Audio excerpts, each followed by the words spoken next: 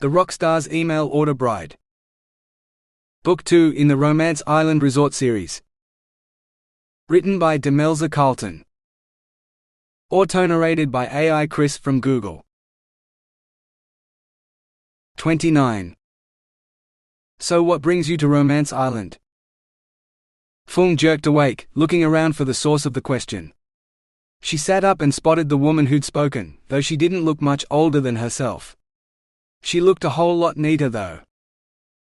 Phuong glanced down at her own clothes, so covered in the road's red dust from walking on it last night, that even she couldn't tell what color they'd been originally. She wanted a shower and a lot of sleep, but she couldn't rest until she was safe on the island with Jason. I'm sorry? Phuong mumbled. The woman repeated her question. Oh.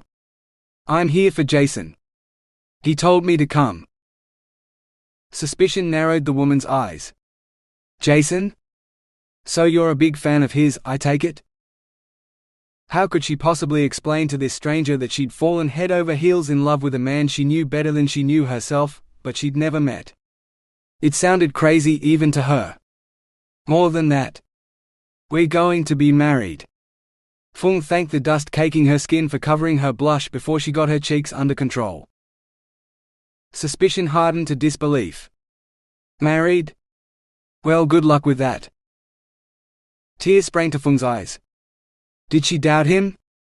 Had she driven all this way, through raging rivers and roads that stretched endlessly to the horizon, only to be disappointed in Jason too? Jason would take care of her, she was certain of it. I might not look like much, but I've driven all the way from Perth to see him. My car broke down on the dirt road and I walked all night until a truck picked me up and brought me here. They said there's a boat to the island. He's there. He said he would be. Jason's the sweetest, kindest, most charming man I've ever met anywhere, and he'll marry me just like he said. He let you drive here all this way by yourself?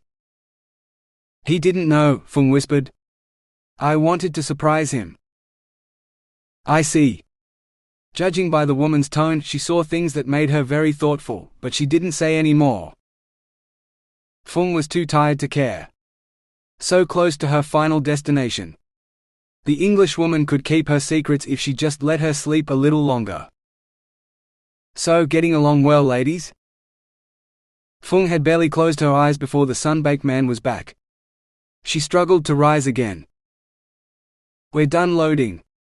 First and final boarding call for the Argo traveling to Romance Island Resort. All aboard. The Englishwoman climbed confidently into a seat at the front of the boat, but Phuong didn't feel that brave. She wasn't sure she'd trust any body of water for a long time yet. She huddled in a seat at the very back, partially sheltered under the canopy that housed the console where the skipper stood, and hugged her dusty bag to her chest. The tide's almost in, so it'll be a calm trip today, ladies. Not like this morning, eh, Zan? The woman in the front seat, Zan, laughed. Next time, Baz. I'm hooked. What about you, Phuong? Do you like thrilling rides? Baz persisted. Phuong shook her head. She'd never been fond of Universal Studios or the water slides back home. Rough rides and roller coasters just weren't her thing at all. I just want to get to the island in one piece, she said. You will, sweetheart. We've never lost anyone overboard, and we won't today. Keep an eye out for dolphins. I saw a pod this morning on my way out but haven't seen them since. They're around though. Phuong didn't respond. She was too busy fighting her rising panic as the boat took off like a car racing away from the traffic lights, pressing her back into her seat. It was sort of smooth at first, and she loosened her grip on the shiny metal bar beside her seat. She dared to glance up at the sea. Instead of the pale aqua surrounding the boat when she'd boarded, now the ocean stretched out in ripples of sapphire edged in white lace, all the way to the horizon.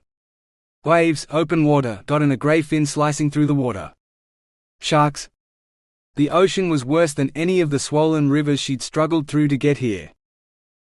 Just let her make it to the island alive, she prayed. Not drowned or eaten by a shark or anything else. The boat flew up a wave and bumped into the bit in between.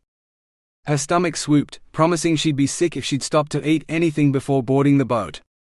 The boat bumped again, harder this time, and a whimper escaped from her throat, one she hoped no one heard. Squeezing her eyes shut, Phuong hung on and hoped. What more could she do? Jason waited for her at the end of this torturous trip, while behind was Norman. Her stomach roiled as the boat rose and fell with the waves, speeding ever onwards. Phuong lost count of the number of times her teeth clacked together as the boat landed hard on water that felt as hard as rock. One thing was certain, she never wanted to set foot on a boat again. When she'd endured all the bumping she could take, the boat arced into a turn, throwing her against the side of her seat, before it shuddered to a stop. Phuong dared to open her eyes. The boat bobbed beside a wooden jetty that blocked her view of anything else. Baz began passing plastic-wrapped packages up to someone up top while Zaan scaled the ladder and stepped out of sight. "We're here. Welcome to Romance Island Resort," Baz said, reaching for Phuong's bag. She surrendered it, and watched it float out of sight as unseen hands lifted it onto the jetty. "Your turn." Baz jerked his head at the ladder. Phuong rose and grabbed the handrail. Her rubbery legs threatened to fold up beneath her. 6 shaky steps took her to the edge of the boat. The first rung of the ladder felt warm to the touch. Her shoe slipped as she set her foot on one of the lower rungs, but she just tightened her fingers around the dry ones higher up until she regained her footing.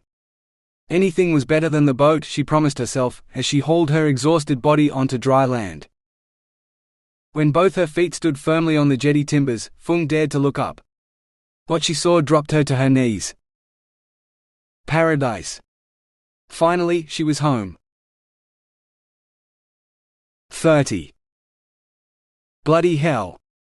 She might be a crazed fangirl, but that didn't mean she didn't deserve help. Zaan didn't doubt the girl's story for a minute, though she'd filled in the gaps with her own assumptions. Between the reddened eyes, shaky legs that barely held the girl's slight weight, and dust-caked clothes, she'd traveled a long way through trying conditions to get here. How that dickhead could inspire such devotion, she had no idea. Poor pitiful. What was her name again? Phuong? Zaan offered the girl her hand and helped her to her feet. "The resort's this way. I'll speak to reception and arrange a room for you." The girl's gaze dropped to her shoes. "It's all right. It doesn't matter." She swallowed. "Can I just see Jason?" There was a quiet desperation in her tone that squeezed Zaan's heart. "Don't you want to freshen up first? Look your best and all? You won't be charged for the room." Zaan hid her crossed fingers behind her back. The half-formed plan she'd devised on the boat depended on the girl holding Jay's attention long enough to distract him from both the staff and the way Zaan ran the hotel.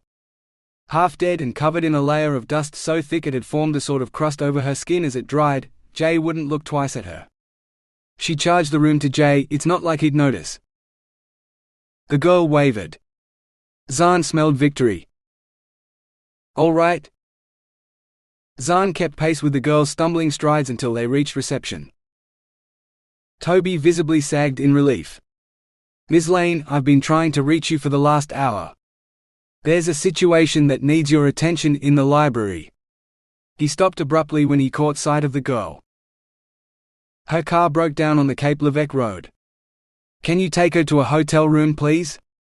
And locate the owner. In the meantime, I'll take care of the library." Toby nodded smartly. "Yes, ma'am. If you'll put this on, miss, and follow me."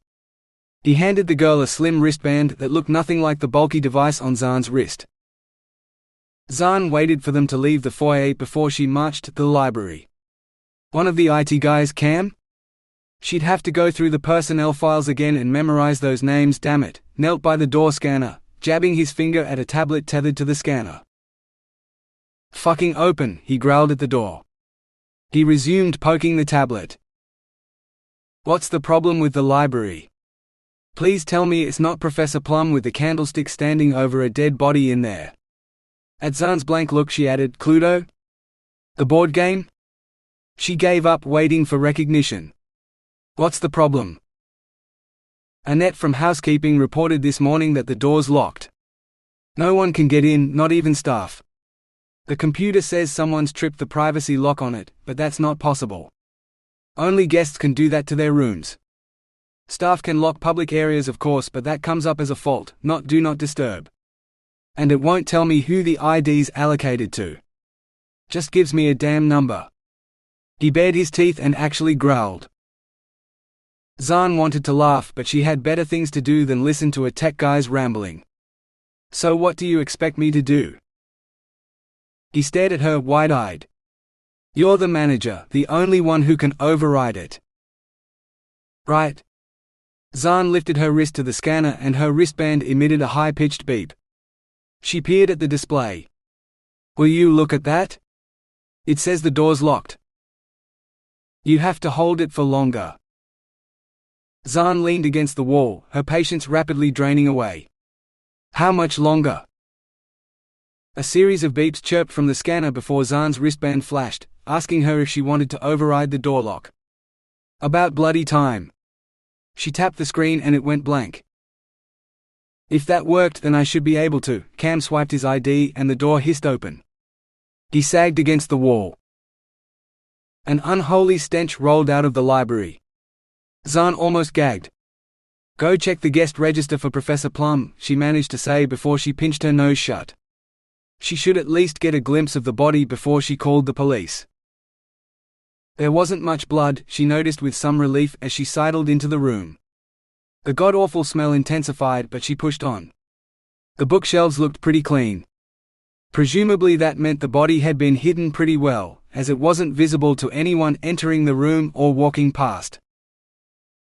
Zan edged around the sofa before she spotted the corpse, sprawled out on the floor in the narrow gap between the sofa and the bookshelf behind it. The body twitched. Zan leaped back, swaying. "Fuck, pipe down," the body said, rolling over to squint at her. "How'd you get in here?" Jay knocked over a glass bottle, sending it spinning across the floor. "It doesn't matter. This is the guest's library." "What are you doing here?" she demanded. Jay studied the shelves. "Looking for a good thriller. Lots of sex and swearing and shit. You know." "In the erotica section," Zan said flatly. Now she really wanted to laugh. The resort's Don Juan having to read up on sex? No, she didn't believe it. Huh? He didn't deny it, he just shrugged. "Gets boring without any company. No good-looking chicks on this island." A malevolent glare dared her to argue. Zan allowed herself a tiny smile. "Oh, but that's just not true. Your friend Phuong arrived this morning." His eyes widened. "Phuong? She's here? Oh, thank fuck. Where is she?" He leaped to his feet, which might have been more impressive if he didn't immediately slip over on the source of the stench. He scrambled up again. "Fuck. I need a shower." He grabbed a stack of books on the sofa, shoved past Zan and left. Sadly, the smell didn't go with him. "Oh good, you got it open." Annette strode into the room before she noticed the mess. Her face fell. He was in the library? What was he doing here? Zan surveyed the floor. Well, it looks like he drank himself into a stupor, threw it all up over the floor and the bottom shelf of the BDSM section, then borrowed a bunch of books and decided to go home. She pointed at the vomit-covered books. "What do we do with those? Can they be cleaned?" Annette glanced at the shelf. "We'll just throw them out. No one will miss them." Zan bridled at the insult to readers and authors of erotica everywhere. "Now hang on. I happen to know a lot of people read those books. The backpackers I worked at only had a tiny library, but those titles were the most read books we had. Surely there's something we can do to clean them." To Zan's surprise, Annette laughed. "Honey, that shelf's full of spare copies of the 50 Shades books. We have boxes of them in the storeroom and 4 shelves full of them in this room alone. Believe me, no one will miss a couple dozen spares." She winked. "And if you're after her new one, I'm almost finished with my copy. I can loan it to you after I'm done." Zan didn't know where to look. "All right then." Annette nodded. "I'll get a cleaning crew in here to sort this out, so we can open the library for guests again. Hey, where are all those gone?" She pointed at an empty shelf bearing the sign, Military Romance. J. Felix just left with an armful of books. You don't think? God, no. They both laughed. A rock star who read romance books? Never happen. 31. Phuong stood under the shower spray until her road dust body paint was nothing more than a small muddy drift on the floor tiles, headed down the drain. It had taken her most of the complimentary shower gel and soap, but she figured that's what the hotel put them there for. She still wasn't sure she'd manage to shampoo all the sand out of her hair, but maybe she could brush it out when it dried. Reluctantly, she shut off the water and reached for a towel. Even the white flannel was its own brand of bliss, soft and thick. It enveloped her like a lover's arms. The sort who only wanted to cuddle and never ever demanded sex like it was his right. No, don't think about that now, she told herself. Things would be different with Jason. Phuong looked longingly at the bed, wishing she could sleep for a week, but she didn't belong in this luxurious hotel room. She belonged with Jason. She had to find him so she could answer his proposal. How could she say anything but yes? The phone on the nightstand purred, pulling out of her reverie. Hello? Is this PH Phuong? Yes. I have a message for you. From Jason. He says he'll be waiting for you at Villa Penguin, which is the last house on the path on the other side of the lagoon from the hotel. Awaiting your pleasure when you're ready. The receptionist coughed. Do you have a response for him? Phuong's heart sang. Yes. Tell him I'll be right down. As soon as I get changed. Right down. She ended the call and crossed the room to her bag. Thankfully, she hadn't gotten much dust into it, so her crumpled clothes were mostly unharmed. She dug out a dress she'd worn a million times in her fantasies about their first meeting, but still had the tags on it from the shop where she'd bought it in Singapore. She'd planned on wearing it for Chinese New Year, but Norman had scoffed at the thought of celebrating something so stupid, so she'd put it away instead of arguing. Funny. She'd started the new year without him, but now would be the perfect time to wear her celebration dress as she stepped into a future with good fortune instead of bad. She brushed her hair, pinned it up, then let it down again, not sure what to do. In the end, she brushed it back into a ponytail. Her hands shook as she applied her makeup, so she kept it minimal for fear of making a mistake. It wouldn't do to show up with panda eyes and so much lipstick that he wouldn't kiss her. Would he be a good kisser? Her cheeks reddened, forcing her to drop the blush back into her makeup bag. No, she didn't need any more color. This would be enough. It wouldn't do to keep Jason waiting. Phuong buckled on her favorite heels, hoping to enhance her height by an extra couple of inches to place her lips within easy reach. She didn't want him to hesitate. Or worse, reject her. Hair down. Definitely down. She ripped out the ponytail holder and left it on the counter. So much rested on their first meeting. Please don't let me stuff this up. Phuong begged the universe, knowing it didn't care, but hoping luck would run her way for once. Just this once. Phuong forced herself to step out of the hotel room and made her way down to the foyer to ask for directions to Villa Penguin. The receptionist pointed to the path outside, insisting that it was impossible to miss. All she had to do was follow the path around the lagoon until it ended at the last villa. She nodded and thanked him. All too soon, she found herself on the butter-colored paving that led to her destiny. Straightening her shoulders, she set off. One step after the other, on legs that threatened to give out under her in sheer exhaustion, but determination drove her on. She glimpsed aquamarine waters between the trees, until the path opened up a little and ran beside a tiny white sand beach. On the other side, an ornate sign informed her that she'd reached the Pearl Villas. Her heart beat faster, she was close. Phuong read the sign on the first house, Villa Maxima. Then Villas Pink Tartar, Albina and Margarita Ferra, making her wonder how many more she'd have to walk past to reach her destination. Oh, how about this next one? No, it was Villa Acoya. Phuong never thought she'd be sick of pearls, but right now all she wanted was a penguin. The path ended abruptly in a patch of red dust that reminded her of last night's tortuous trek. Another, narrower path led off between the palm trees bearing the welcome message, Villa Penguin. Phuong's breath caught in her throat. Here it was. Jason's house. Just through those trees. She had to force herself to breathe deeply in, out several times before she could take another step. What if he didn't like her? What if he decided she wasn't worth his time because she'd taken so long to get here? Fear pushed her forward when nothing else did. She had to see him. The villa overlooked the ocean.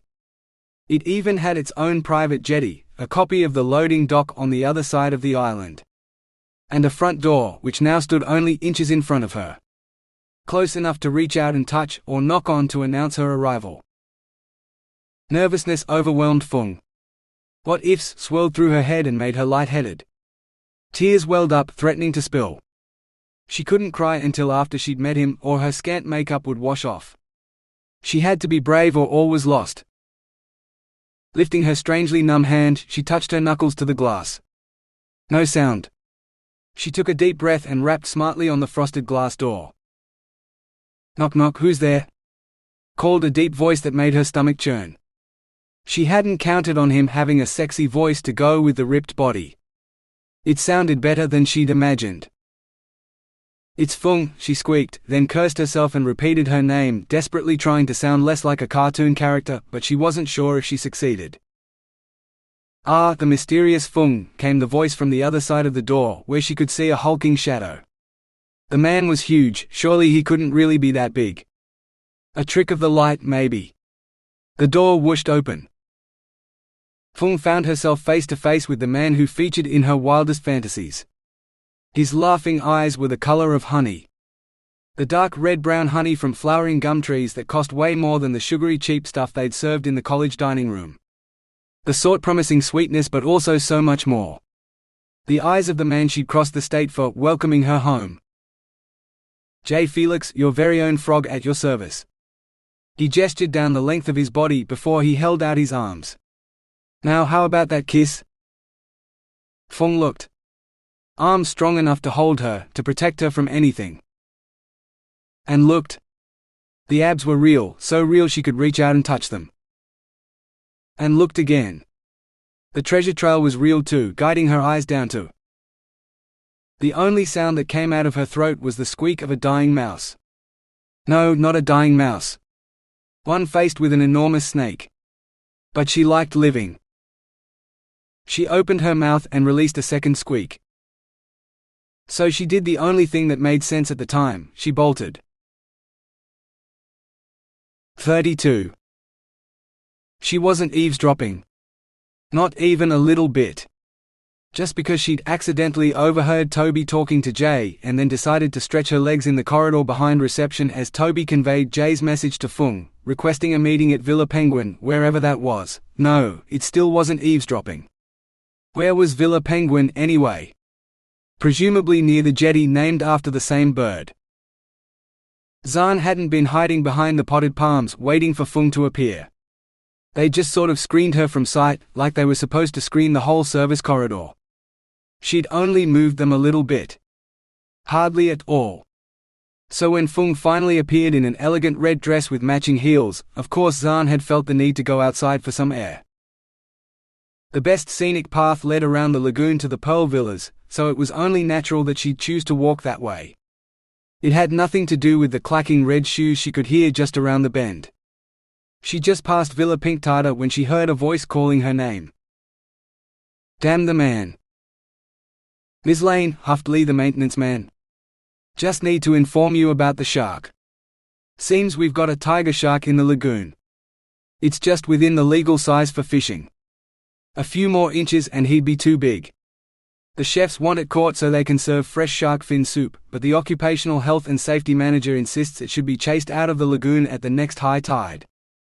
What do you want me to do? Zaan stared blankly at him for a moment. Since when did her job include deciding the fate of sharks? Since she became the manager of this living aquarium, she reminded herself. What did you do to the last tiger shark that got into the lagoon? Lee grinned. Fish and chips in the staff dining room. Zan felt sick. She had no problem swimming with sharks, but when it came to catching them. "Do you have all the gear you need to catch it?" "Sure do, Ms. Lane.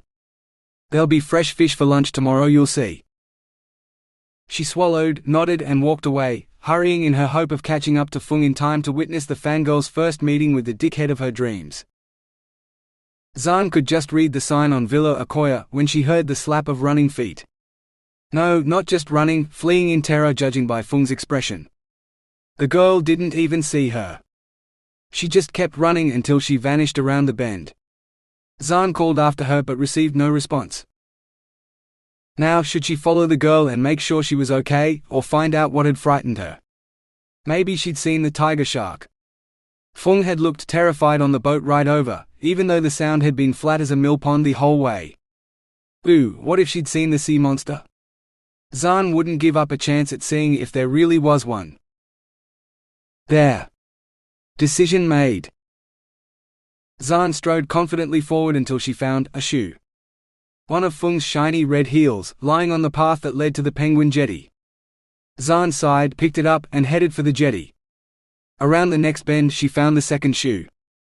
Now she had a matching pair, though they were far too tiny for her size 9 feet.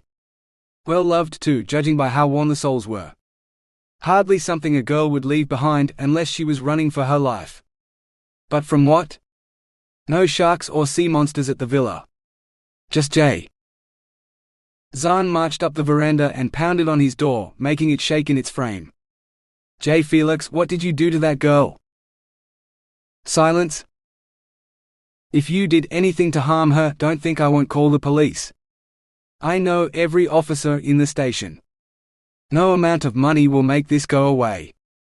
I'll make sure of it," she continued, pounding on the door some more. "Fuck off. I didn't touch her. She just ran away," Jay shouted from inside. "She was terrified. I saw her face. You must have been a right bastard to make Cinderella forget her favorite shoes." Zan waved the footwear, hoping he could see the heels through the frosted glass. The door hissed open and Zan pulled her hand back before she knocked on his chest. "Yeah. You think I'm a bastard for offering her everything? For letting her know exactly what she's getting when she marries me?" He ripped the shoes out of her hands. "You go manage my hotel, Zan. Stay out of my love life. That's way above your pay grade." "You answered the door like that?" Zan waved at his body, but her eyes were stuck on his midsection. One particular part of his midsection, standing to attention and saluting her for God's sake. He looked like a Greek statue come to life. A naked statue, and she'd honestly thought no man could really look like that. The ancients had used plenty of artistic license, she'd been certain, but the man in front of her put paid to all that. His voice turned dark and sexy. "Yes, I did. Like I said, I offered her everything and gave her a good look at the goods. What's wrong, Zan? Jealous?" "No. Appalled that such a waste of space was allowed such a gorgeous body." Zan raised her head and looked him in the eye.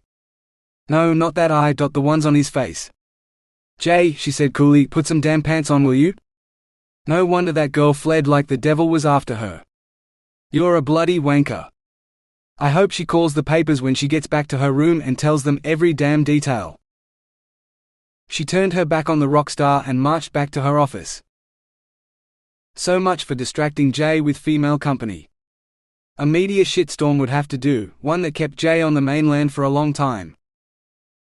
As she walked, she wondered, what would she have done in Phuong's place, faced with her idol in all his naked glory? Zan wouldn't have run. She'd have taken what she wanted and lost it, just like Jerome. Bugger. Bugger bugger, double bloody buggered bastard. Zan's shoulders slumped. Her pace slowed until she was almost dragging her feet back to the office. The office, that's right.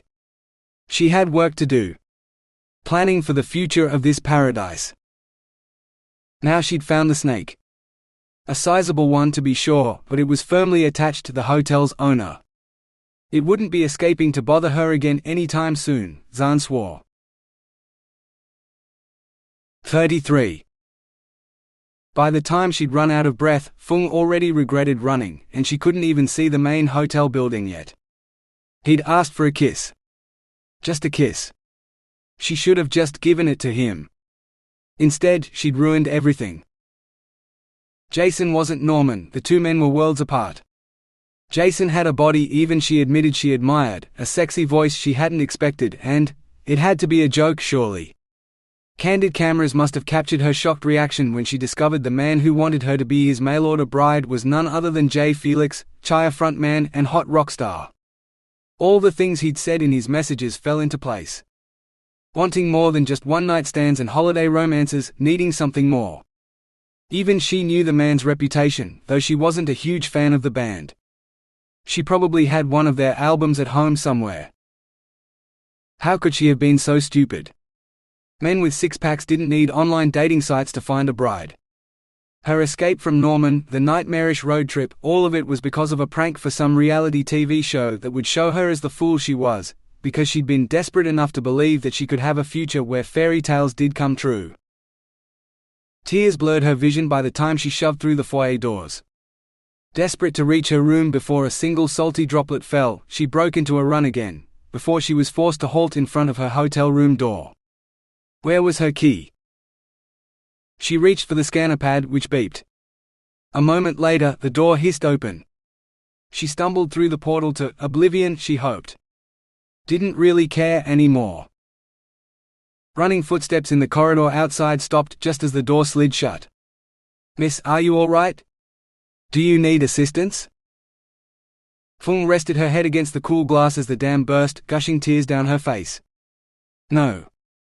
She was a stupid, gullible idiot for falling in love with a fantasy. The only way anyone could help her was by ripping out her traitorous brain and heart, then replacing them with new ones that worked properly. "Miss, I'll get the manager." She mumbled something about being fine, though she was anything but fine right now. Footsteps squeaked away. Before she could exhale in relief, the phone rang. Should she answer it? No. She didn't want to see or speak to anyone. She just wanted to sleep and forget all this had ever happened. Was there a way to lock the door? Yes, there was. A tiny sign where the doorknob should be said to tap her wristband 3 times, then hold it beside the scanner until the screen told her the lock was activated. Her arm felt like it was weighted with lead as she lifted it to the scanner that was surely not made with short people in mind. The moment stretched forever before text flashed up on the screen. Do not disturb. Enjoy your evening. She wouldn't. Dragging off her dress, Phuong crawled into bed and surrendered, sobbing, to sleep. 34. He didn't need pants. He needed his phone. He needed to talk to her, to hear that soft voice again. Better than he'd imagined. Prettier than he'd imagined. He needed to find out how he'd fucked up because he was certain he'd done everything right. That's how it happened in books. All the books. They'd meet online, message and stuff, then meet in person so his irresistible body could seal the deal. Wham bam, marry me ma'am, and they lived happily ever after. He'd thought about pants, but he knew he was just as hot below the waist as he was above it, so of course he hadn't worn them. He looked stupid in just a shirt, plus it hid his abs, so a shirt was absolutely out. Underwear. Maybe he should have worn underwear. Or was it because he hadn't been wearing thongs when that's what she'd asked for? Fuck, how could he have forgotten? His and hers for walking on the beach. Now he had her shoes but not the damn girl. He punched the number for reception and demanded to be put through to her room. The phone rang and rang but no one answered. Was she in her room? Not there yet? On the boat back to the mainland? On a helicopter headed home? Fuck, he didn't even know where she lived. If she left the island, he might never find her again. Jason slammed the phone back in the cradle. He dialed reception again. Did she leave on the carrier boat? Have there been any helicopter flights this afternoon? He demanded. She arrived on the last carrier boat of the day, and no, Mr. Felix, there are no flights scheduled today. He demanded to know her room number so he could dial direct. The phone rang until it rang out, so he dialed again. And again. This was not fucking happening to him. He called reception and demanded that they track down her ID. Yes, sir. Initiating a search now. Several very long seconds passed. She's still on the island, in. The phone in Jason's hand let out a warning beep as its battery gave up the ghost. He threw it, not caring where it landed. He'd have to fucking find her himself then. Jason snatched up the shoes and strode out into the sunset. Cinderella was getting her fucking fairy tale ending if it was the last thing he did. 35. Norman was chasing her. He'd never stop, never give up until he caught her and drained her dry. Relentlessly pursuing her across land and sea and rivers that weren't sure which they were, and tried to make up for it by being extra fierce and sweeping away everything in their path. They wouldn't stop him though. She'd barely made it across, but he stood on the other side of the torrent, laughing and urging it on as the water licked at her, snapped at her with shark's teeth, and tried to drag her back to his suffocating embrace. Norman just stood there sporting fangs of his own and shouted that she'd die for daring to disobey him. His voice grew fainter as she turned her back on him. Now she faced the future. A man whose face she couldn't see. But as she kept running, his features came into focus in the blazing daylight that surrounded him. Jason. Hope had kept her going all this time because she knew if she just reached him, she'd be safe. It didn't matter that he wasn't wearing a scrap of clothing. Where he stood was safe. His arms opened and she dove into them. Home. Norman couldn't reach her here. No one could. Norman didn't have fangs, just big crooked teeth that had made her think of a horse the first time she'd seen him. Now she knew him better, she thought he resembled an ass more than a horse. And a gelded one at that. But Jason was real, down to the last detail from their meeting yesterday. From his sculpted six-pack right down to his jutting. And just like that, Phuong surfaced from sleep, blinking against the glare of day, blaring its presence through the blinds she'd forgotten to shut. The previous day's events came flooding back in, all shouting to be heard at once. Walking that endless road, then crossing the ocean and coming face to face with an impossible dream. A naked rock star who couldn't possibly be Jason. But he was. She wanted to confront him and ask why he'd played such a horrible prank on her. Toying with her feelings and inviting her to his island, when there was no way he'd follow through with his offer. But what good would it do? Knowing why wouldn't change anything. She couldn't live a dream anymore. What could she do now? She had nothing. No car, no money, and just the clothes in her bag. A partially completed business degree and her old-school laptop. Maybe she'd ask if the hotel had a job opening. After all, Baz, the ferryman, had thought she was a new employee when he offered to take her to the island. Only for a few weeks though, when her visa ran out and the new semester started. The one she couldn't afford to attend. No, that wouldn't work. No business wanted new staff for just a few weeks, only to lose them the moment they were trained. Hardly a good business proposition. She could go home to Tuan and the rest of her family, what was left of it, and try to find work in Singapore. Like she had any idea where to look. Her head hurt, and not just from crying half the night either. Maybe she should find some coffee. After that, she'd take a walk on the beach to clear her head. There had to be something she could do. No way was she going anywhere near the online dating site where she'd met both Norman and Jason. Someone would try to track her, and that would be it. Norman would know how to catch her again. Coffee, beach, then bigger problems, she promised herself. Phuong washed and dressed, surprised to find that her reflection looked more human than it had yesterday. No red zombie eyes at least. No makeup either, she decided. Not when she wore a t-shirt and shorts and tied her hair back. Deep breath, then open the door and search for coffee. Phuong exhaled as the door hissed open. She stepped out into the corridor. Of course, no amount of meditative breathing could have prepared her for the body lying across her door, where normal people had doormats, or how she tripped on it and landed in a graceless heap on the floor. Guess I deserved that, but can you tell me why? A pained voice said. Phuong rose slowly, staring at the body curled up like a cooked prawn. Who are you, and why were you lying in wait outside my door? She looked askance at the potted palm tree sitting beside her door, at the end of a trail of soil that led down the corridor and, presumably, to the foyer where she'd seen the plants yesterday. And what's the tree doing here? The prawn person grunted and uncurled as he rolled over. I told you yesterday. I'm J. Felix, at your service, and today I come with bonus pants. He waved at his shorts. I'm looking for the woman who fits these remarkably delicate shoes. Tucked into the crook of his other arm were the heels she ditched yesterday in her haste to run away. But there was pink fur on them that she didn't remember. Pink fluffy pal, oh! Her gaze raked the fluffy handcuff wrapped around Jay's wrist and followed the chain to the other cuff encircling the tree's trunk. Why are you handcuffed to that poor tree? Sapling. Not really a tree yet. Jason?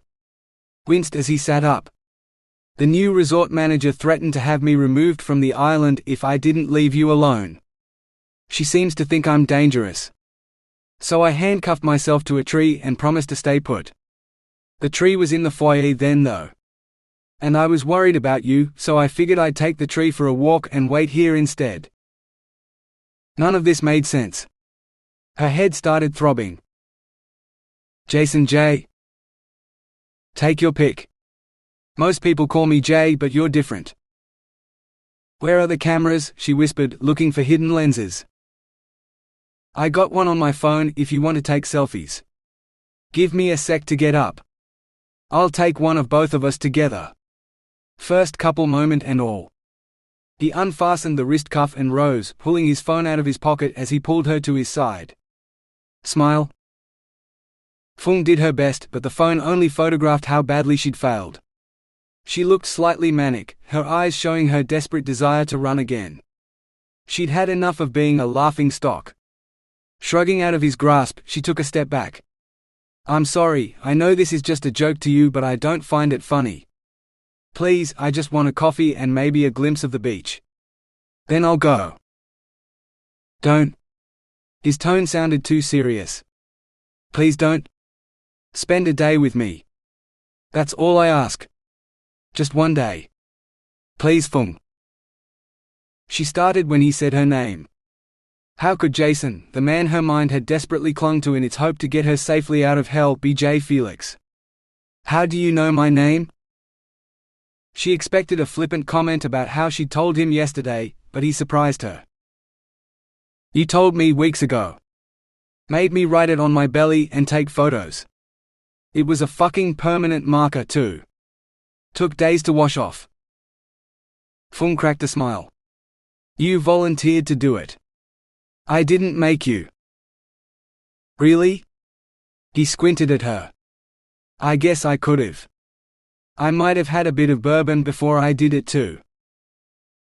Drunk. She'd pinned her hopes on a drunkard who didn't remember. Doesn't matter. Joke's on me now, I guess. Tears formed so fast she couldn't stop them from falling. Shit, sorry, Tissues. He seized her hand and towed her along the corridor. Get the lady some tissues, he bellowed. A few seconds later, a box appeared in front of her. Phuong grabbed a handful. She wiped her face, blew her nose and whispered, "Thank you." She glanced at Jay, staring out the window at the boat dock. Where's good for coffee? I'll take you to the restaurant, he replied and held open the door. Phuong wanted to protest, but her stomach snarled, so she subsided. She hoped she had enough money to cover the cost of her coffee. Jay led the way to the deserted restaurant and threw the doors open for her. Where do you want to sit? An annoyed-looking waitress appeared. I'm sorry, sir, the restaurant's closed between 10 and 12. Come back at 12 for lunch, or there are vending machines. Jay folded his arms. Good. Then we won't be disturbed and we won't have to wait long. Call it a private function for two. We'll sit, he glanced around and pointed at a table in the center of the room, there. Unless you want to sit somewhere else? He glanced at Phuong. Phuong wished she could shrink out of sight. She wanted no part of this confrontation. Sir, you don't understand. No, you don't understand. I own the hotel. I'd like breakfast for two served in the restaurant, but if that's too much trouble for you, fine. We'll have a private table set in the ocean function room. I'll need a waitress, personal chef, plus a barista because the lady wants a coffee. For the next 2 hours plus whatever time it takes you to clean up afterwards. He stared down the waitress, showing no sign of blinking. What'll it be, Tiffany? Don't make this any harder than it has to be. Tiffany bowed her head. Yes sir, breakfast for two coming up. Now wait a minute. You didn't ask what we wanted for breakfast. I'd like some of those pastries you put out on the buffet every morning. With fruit. How about you, Phuong? You got a preference? She shook her head frantically. Fine. Enough of whatever for two then. Did you understand that, Tiffany? Or do you need me to repeat it just to make sure? I understand, sir. Tiffany kept her eyes on the floor. Just like Phuong had learned to do with Norman. Phuong felt sick. Not another one. A demanding bully who'd crush her just as badly, but this time she wouldn't get up again. Couldn't do it again. The door loomed in front of her, but she slammed it open and kept running. Phuong. Wait. Heavy footfalls followed her, and she knew she couldn't run forever. He'd reach out and grab her and hurt her But he didn't. He didn't touch her, just kept pace one step behind her. She whirled to face him. No. What you just did to her was horrible. No one should be bullied like that. Not ever. Jay laughed. Just like that, the bastard laughed at her deepest fears. Her? Tiffany, the restaurant manager, is a drill sergeant who makes life hell for waitstaff, kitchen hands and chefs alike. You ask any of the staff who work with her. I've heard plenty of complaints, but I never ate in the restaurant, so I didn't meet her until today. You know what she does in her 2-hour break? Hides in her office and watches daytime TV. Reruns or talk shows from the US.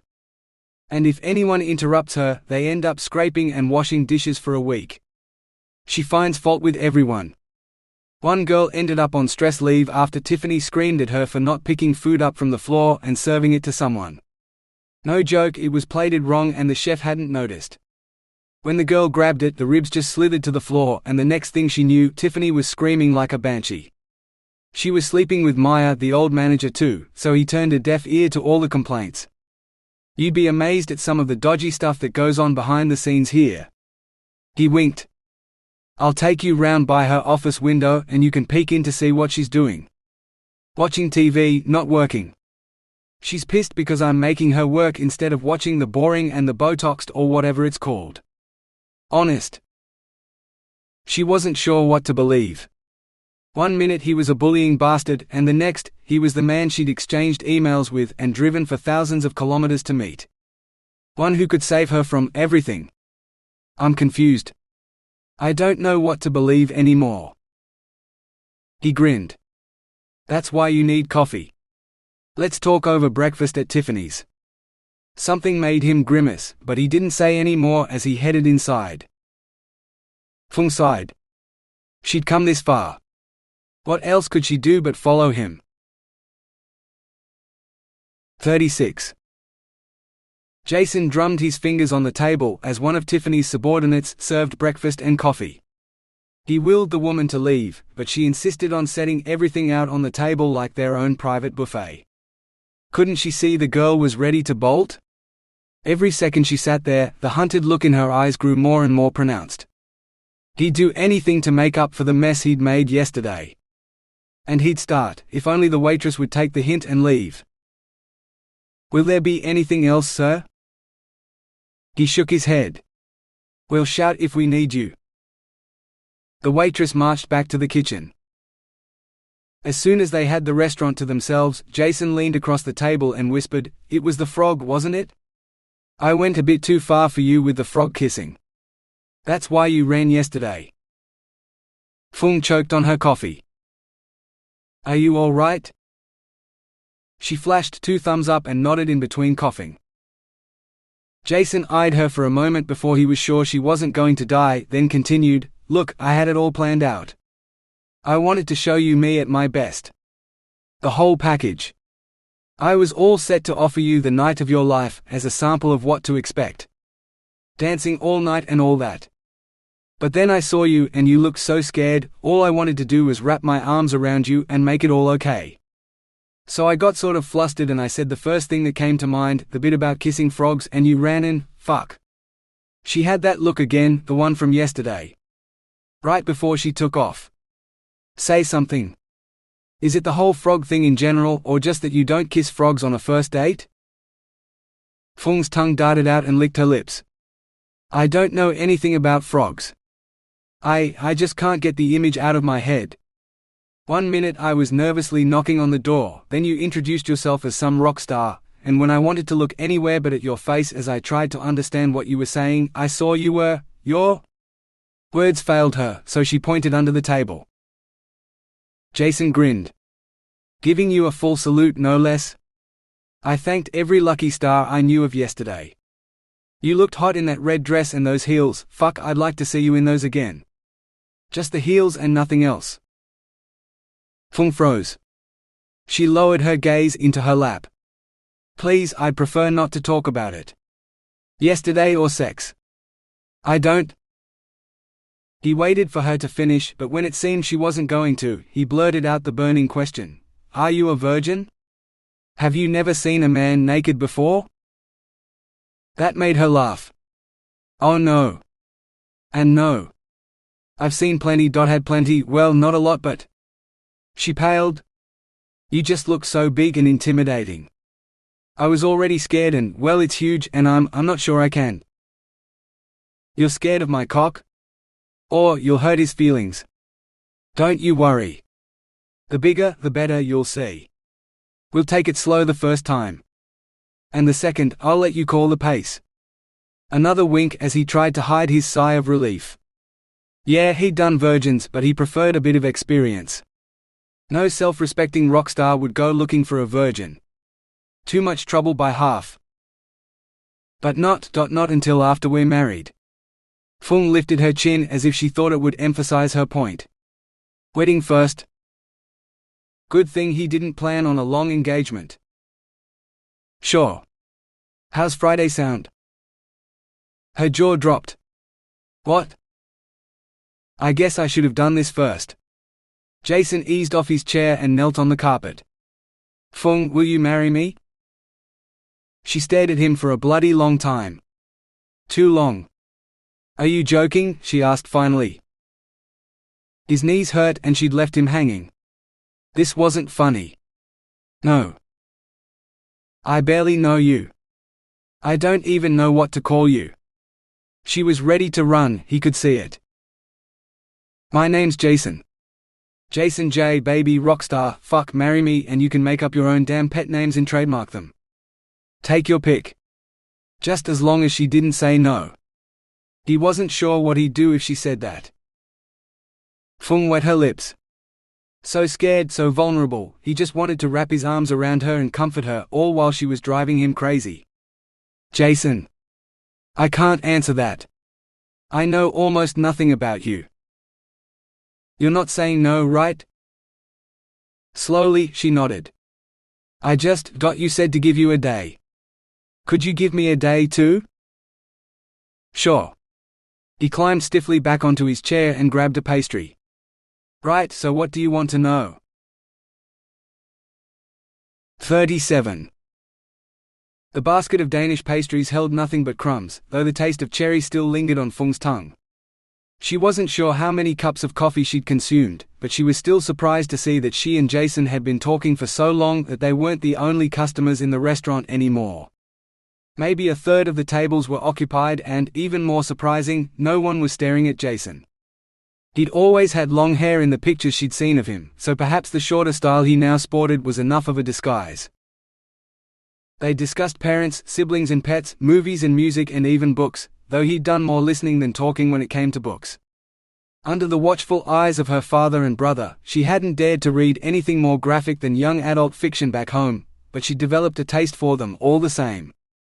Girls in the first blush of love and boys in their first moody obsession, driven to be adults and yet clinging desperately to their childhood while life pushed them further out into the world of decisions they didn't have the experience to make wisely. As if she knew what she was doing now. They'd both skirted the most important question: who marries a stranger they've only just met? She'd been businesslike and upfront about it with Norman, and look where that had gotten her. But the more time she spent with Jason, the more she wondered whether she should tell him her reasons at all. Somehow along the way, this had become more than just a business deal to her. Otherwise, she'd have agreed to marry him in a heartbeat. The sooner she got her citizenship, the better after all. But now she wanted more. She wanted him too, wanted his heart the way she'd already given up hers. A man she didn't know. His every movement, every nuance of his facial expression were all new to her, yet she found herself memorizing every one. In case this was all she had with him. She wasn't the sort of girl to entice a rock star. She could barely hold his attention now, with him glancing around the room with increasing frequency. No, wait, he was looking at her expectantly. What? I said, do you want to go somewhere more private? How about that walk on the beach I promised you? He peered under the table. I think the thongs I bought you will be too big for your feet, but I can swing by the gift shop and see if maybe. I'll be fine, she assured him with a nervous smile. They made their way out of the restaurant and followed the sound of distant waves to a beach of endless sand. Low tide, Jason explained, pointing. Give it a few hours. The waves will be breaking where we are now. Hard to believe, but there won't be a crab in sight either. All these will be safely hidden in their little crab holes in the sand. Crabs? Phuong didn't see any of them until she realized that the speckled sand was moving, and the movement wasn't sand at all but armies of tiny crabs waging war against one another or fleeing from Jason's huge tramping feet. A million tiny claws, scurrying and pinching, and warm fingers touched her hand. Hey, it's all right. They're more scared of us than we are of them. Their pincers aren't big enough to hurt you. And if any of them think to try. He ripped the thong off his foot and slapped the rubber sole on his palm. I'm your knight in shining armor. I'll protect you from crabs. Phuong couldn't help laughing. The weight on her heart lifted. Maybe she could see her way clear to a happy future. The more she worried about her decision, the greater the chance this opportunity would vanish altogether. What did she have to lose? Her self-respect? Norman had ripped that away from her a long time ago, if she'd ever really had any in the first place. Why wait any longer? Yes, she said. Yes, I'm allowed to be your knight in shining armor? Great. I'll have to commission some armor. I draw the line at horses though. Seems a bit weird, riding something so huge with a mind of its own. I mean, what's to stop the horse from saying, I'm bigger than you and you're bloody heavy? Fuck this. I'm not carrying you anywhere, and just throwing you off like a carton of empty beer cans and galloping off to find. Phuong took a deep breath, no longer paying attention to Jason's rambling. Yes, I'll marry you. For a moment he was speechless, but it didn't last long. Thank fuck for that. I'll take you into town for rings and clothes and shit tomorrow. We'll do the church on Friday. He waved up and down his clothed body. 2 days and all this will be yours. Unless you want a sample earlier? I'm all for try before you buy. He flashed a cheeky grin. Phuong's heart fluttered at the thought as her memory favored her with a flashback of what he kept under his clothes. She was definitely getting the better end of the deal, and she knew it. No, I can wait, she replied. It's not like she had the first idea of what to do with a man's body, as Norman had frequently told her. Perhaps Jason would be willing to show her. After they were married though. If he knew how bad she was in bed, the marriage would be off in a moment. She definitely didn't want that. 38. For the first time in months, Jason woke with the dawn. He made short work of a shower and shave. He even shrugged into a shirt before his watch told him it was 8 a.m. He killed 20 minutes by skimming through one of his library books, the one with the wedding in it, of course. He hadn't been to many weddings, the ones he'd crashed had been publicity stunts for adoring fans. He'd arrived, performed a song or two, posed for some photos with the couple before grabbing a drink and getting the fuck out of there. Sheila's was different because she was family, a cousin of some kind, and he'd been so off his face from the previous night's concert after-party that he couldn't even remember the fangirl's name. Or if she gave good head.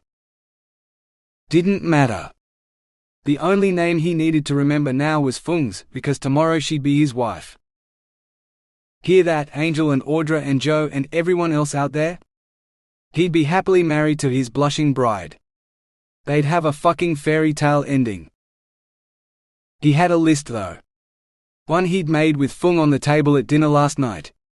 He'd have liked to make other things with her on the table, but he'd agreed to wait until after tomorrow.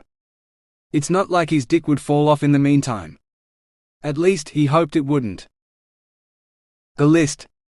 Couldn't have a wedding without the list, which read: dress, shoes, rings, jewelry. Funny. She'd said that the only jewelry they needed was the rings. Why write it twice? But Jason had laughed and left it on the list. If Joe was anything to go by, every outfit needed matching shoes and jewelry. Especially for a wedding. He wouldn't know the first thing about picking shit that matched, but he hoped Phuong would. He couldn't wait anymore. Throwing the book down, he headed out to reception. No need to take the hidden jungle track this time. He marched proudly down the main path past the other villas to the foyer where he expected he'd have to wait for her, but he was wrong. Phuong sat primly in one of the woven armchairs, from her glossy tied-back hair to her hands carefully clasped in her lap, right down to her side-by-side shoes. She flashed him a nervous smile when he entered, which flustered him more than anything. He wanted to stride forward, to take her in his arms and dip her for a passionate kiss, but something in her expression stopped him. If he didn't know better, he'd swear it was fear, but how could anyone be afraid of him? "You ready to go?" he said instead. Phuong nodded and rose stiffly. "As ready as I'll ever be." She headed for the doors leading out to the main jetty.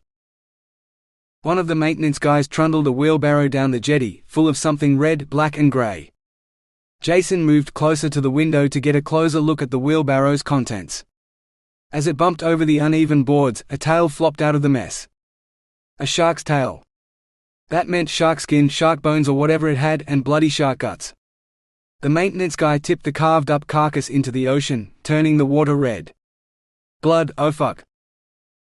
Jason turned away, fighting to keep his breakfast down. No way was he going anywhere near the dead shark. "Where are you going?" "The helipad's this way." As if to punctuate his point, the thumping beat of a helicopter rose to a crescendo as it swooped over the building. Just like that, her fear was gone. Phuong wore a genuine smile. "We're flying?" "Fuck yeah. I'm not driving that hell road after it tried to kill me. Enough to terrify me, that's for sure. Killer cows and crazy cops and that dominatrix matron. You wouldn't believe me if I told you." He shivered at the memory, then realized the receptionist was staring at him. "You coming or what?" To his surprise, she crossed the room and took his hand. He didn't say anything. He just folded his fingers around her much smaller ones and held them securely. It was a start, and a promising one too. He didn't let go until he'd helped her into the helicopter and had to hoist himself into the tiny cabin. Sliding into the seat beside Phuong, he asked, "So, ever flown in one of these before?" She shook her head. "Just jet planes. This is a lot smaller." She stared up at the rotors. "It's hard to believe something so small can stay in the air." "No, what's hard to believe is that jets can fly," Sho interjected, swinging easily into the cockpit. "Huge hunks of metal, engines bigger than my baby here."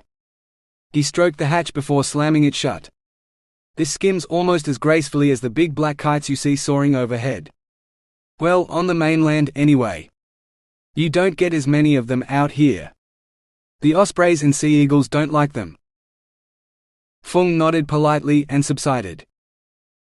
Jason felt a flash of anger that the pilot had silenced her just when she'd started to open up. The man had no idea how hard it was to Her hand slipped into his, then squeezed. Jason met her worried glance. "Nervous, flyer?" She nodded. "I like it better than boats, mostly because I don't get seasick in the air, but I don't really like flying." Her grip tightened as they started their ascent, slowly cutting off the circulation to Jason's fingers as the helicopter headed southwest to fly down the Dampier Peninsula and cross Cable Beach before angling in to land at the airport in the middle of town. He waited until Phuong's full attention and both her hands were occupied with her headphones and seatbelt, before he tried to shake the tingles out of his hand as blood flow painfully returned. At least he wasn't the only thing she was afraid of. Boats and flying. But she'd come to the island by boat and flown to the mainland with him. Maybe she'd manage to conquer her fear of him soon too. Fuck, he hoped so. Every time he saw her tongue touch her lips, he wanted to taste her, to tell her that she had nothing to be nervous about because he'd protect her from all of it and something stopped him. The pilot escorted them off the tarmac and into the tiny office that doubled as a departure and arrival lounge. "Give me a call when you need a lift home." Jason nodded and led Phuong outside to the taxi rank. "Where to?" the driver asked. "Wherever you can get a wedding dress in this town." Jason climbed into the back seat after Phuong, only to find the driver staring at him. What? Of course he'd autograph something. As soon as the man asked him to. "Any time now." "This is Broome, mate. No bridal shops here. The nearest one's probably in Darwin or Perth. You're better off hopping back on a plane for that, 'cause I'm not driving to Darwin." Jason recovered quickly. "Fine. Then, whatever the best dress shop here is." He glanced at Phuong. She nodded with what looked like resignation, which only irritated him. "Look, if you can't find anything decent here, I'll fly you to Perth, Darwin, wherever. Whatever you want." Jason. Even the way she whispered his name did things to his insides. How did she do that? Most girls only stirred a response from his cock, not the rest of him. "Jason, I can't afford a new dress. Not a proper wedding dress or anything. I spent the last money I had on fuel to get to you. I have enough money for a coffee. Maybe. But not." He extracted a credit card from his wallet and threw it into her lap. "Use that then." She shook her head. "Jason, I can't." "Sure you can. Tomorrow you're going to become my wife, which means half of what I own is yours. It's a dress for tomorrow when that money's yours already. I probably owe you for petrol too. You should have told me you were coming so I could pay for your flights or however you wanted to travel." He pulled out his phone and held it up so she could see the screen, then tapped out a sequence of numbers. "That's the PIN for that card. Keep it. I'll call the bank on Monday and get them to send you out your own cards, but that should do you until then.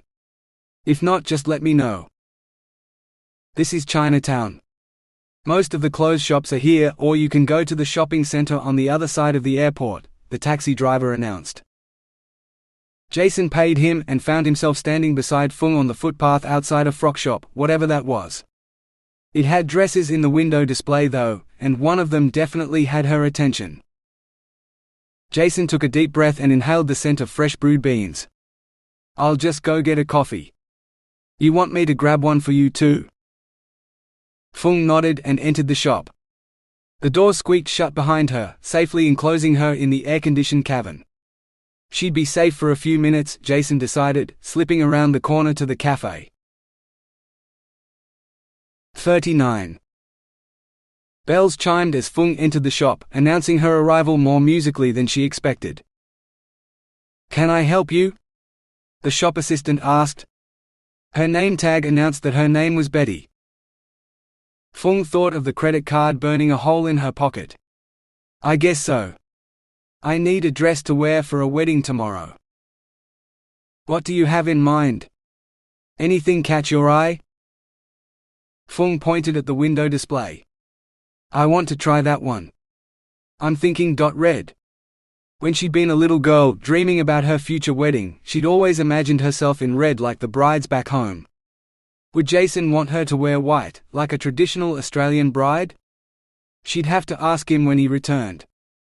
Not that this shop had anything that looked like a formal wedding dress. Betty nodded. What size? Phuong told her. Right. I'll put this in the change room for you while you have a look around. See if anything else takes your fancy. It had been months since she last did any clothes shopping, so Phuong picked several possible dresses before inspecting the sale rack. Who knew how long it would be before Jason let her come into town again? She could hardly wear overpriced t-shirts and board shorts from the resort gift shop all the time.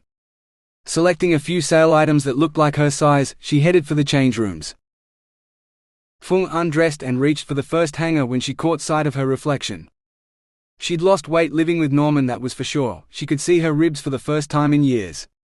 It wasn't like she'd been doing much exercise, stuck in that tiny flat, but she'd been too nervous to eat most of the time. That much hadn't changed. She hadn't eaten today either, but that was mostly because she knew the boat trip would bring it all back up again. Maybe she'd get a muffin or something once she was done dress shopping. Smiling, she slipped the first dress over her head. Red satin with white polka dots. It hung off her, showing every angle while obliterating the curves she did have. No way. Next. What was with the polka dots this season? Had she missed some event where the Duchess of Cambridge wore polka dots, and now everyone had to? This one was emerald green though, not red. Ugh. It flared out nicely around her hips, then narrowed again and made it hard to walk. Not to mention it made her look like she had no breasts at all. White with seagulls. Phuong's fingers fastened the silver buttons, so many of them, all the way up, before she examined her reflection. Well, it fitted and showed that she had a figure, but white. She set it aside to show Jason, in case he insisted on making her look like a virginal bride. The same dress again, but checkered in red and white like a tablecloth. Oh sure, it would fit, but Norman would have approved. Buttons for easy access while matching that hideously cheerful vinyl tablecloth his mother had bought him. No. Absolutely not. One with a red floral print. It flattened her boobs again and reminded her of her mother's favorite curtains. It could have been cut from the same cloth. No. She wouldn't get married in a tablecloth or curtains. She was a woman, not a window. Plain red this time, which Phuong slipped over her head carefully, hoping this one would do. The tiny sleeves slid down her shoulders and sat on her arms like something out of the 1980s. No way on earth was she wearing a wedding dress that made her look like one of her mother's bridesmaids. That left one last dress. The one from the window display, of course. Which would look nothing like it had on the shop mannequin, so she'd be wearing seagulls to her wedding. Flying scavengers on white. If that's what Jason wanted. Phuong slid the red dress over her head and arched back to fasten the zip. There. A perfect fit. The darts in the front made her breasts look bigger, always a plus, and the skirt flared out from her waist like one of those dresses fairytale princesses wore, but this was more practical, ending just below the knee. It was exactly the same color as her favorite heels too, so that was one thing less to buy. No, it wasn't a formal wedding dress, but she wanted to be married in this one. It felt right somehow. She pulled the elastic out of her hair and let it cascade loose over her back. Up or down? She didn't want a veil, not that she'd be able to find one here, but having her hair down would feel a little like having a veil. Maybe. How are you going in there? You right for sizes? Fine, thank you. Found the one yet? Yes, I think so. If Jason approved. If he didn't. Let's see it then. With trembling hands, Phuong unlocked the dressing room door and stepped out. Betty pointed at the trio of mirrors lined up against the wall, angled to give her a good view from all sides. Now she could definitely see this dress suited her better than it had fitted the mannequin. What were the chances? Beautiful, don't you think? Betty asked. Phuong opened her mouth to thank her for the compliment. Of course she is, Jason drawled. I won't be able to look at anyone else tomorrow. Not that I'd want to. He gulped from his coffee cup, not taking his eyes off her. Phuong's cheeks flamed with a blush that rivaled the brightness of her dress. You like it? The dress looks good on you. It's a pretty dress. Another gulp of coffee. I like the red. Bright and different and perfect. Yeah. You look beautiful. He drained the cup. Phuong's heart froze.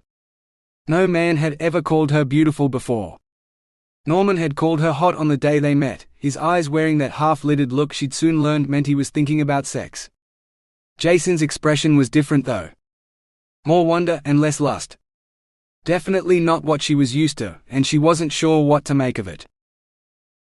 Norman had made her feel like an army of tiny crabs were crawling across her skin, a precursor to panic and pain. Acquisitive, possessive, hungry.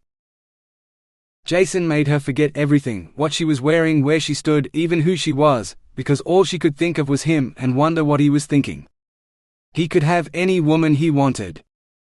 He would have her tomorrow, but he'd still called her beautiful, and the sincerity in his eyes said it was true. She stood a little taller at the thought. Tomorrow night she'd stand before him without the dress, naked even, and she'd be wholly his. Would his eyes express the same approval then? I should get dressed, she said softly and retreated into the change room. 40. What sort of jewelry goes with that? Jason asked in what he hoped was a casual tone, nodding at the red dress Phuong would wear in his fantasies forever. Well, where she wore anything, of course. I have just the thing, the shop assistant said, her eyes shining. She reached into a glass cabinet and snagged a necklace made of white beads, coated in something shiny that made them look like pearls. Jason reached for the price tag. No way those were pearls. Plastic, maybe. He glanced at Phuong. He recognized the blank expression. His sister Jo did it well. With Jo, it meant that he had to stop what he was doing right now, or the moment they were alone she'd rip him a new one, and he'd add one more thing to the mysterious list of what not to do around women unless you want to lose your balls. Buying cheap jewelry was already on that list. No thanks. He managed a grin for the shop assistant. Her face fell while Phuong hid her smile. Victory. A few minutes later they left the shop. He swung her bag of purchases, wondering what else she'd bought, and asked, so what's next? Shoes. Jeweler? Phuong stopped sipping her coffee. I already have shoes.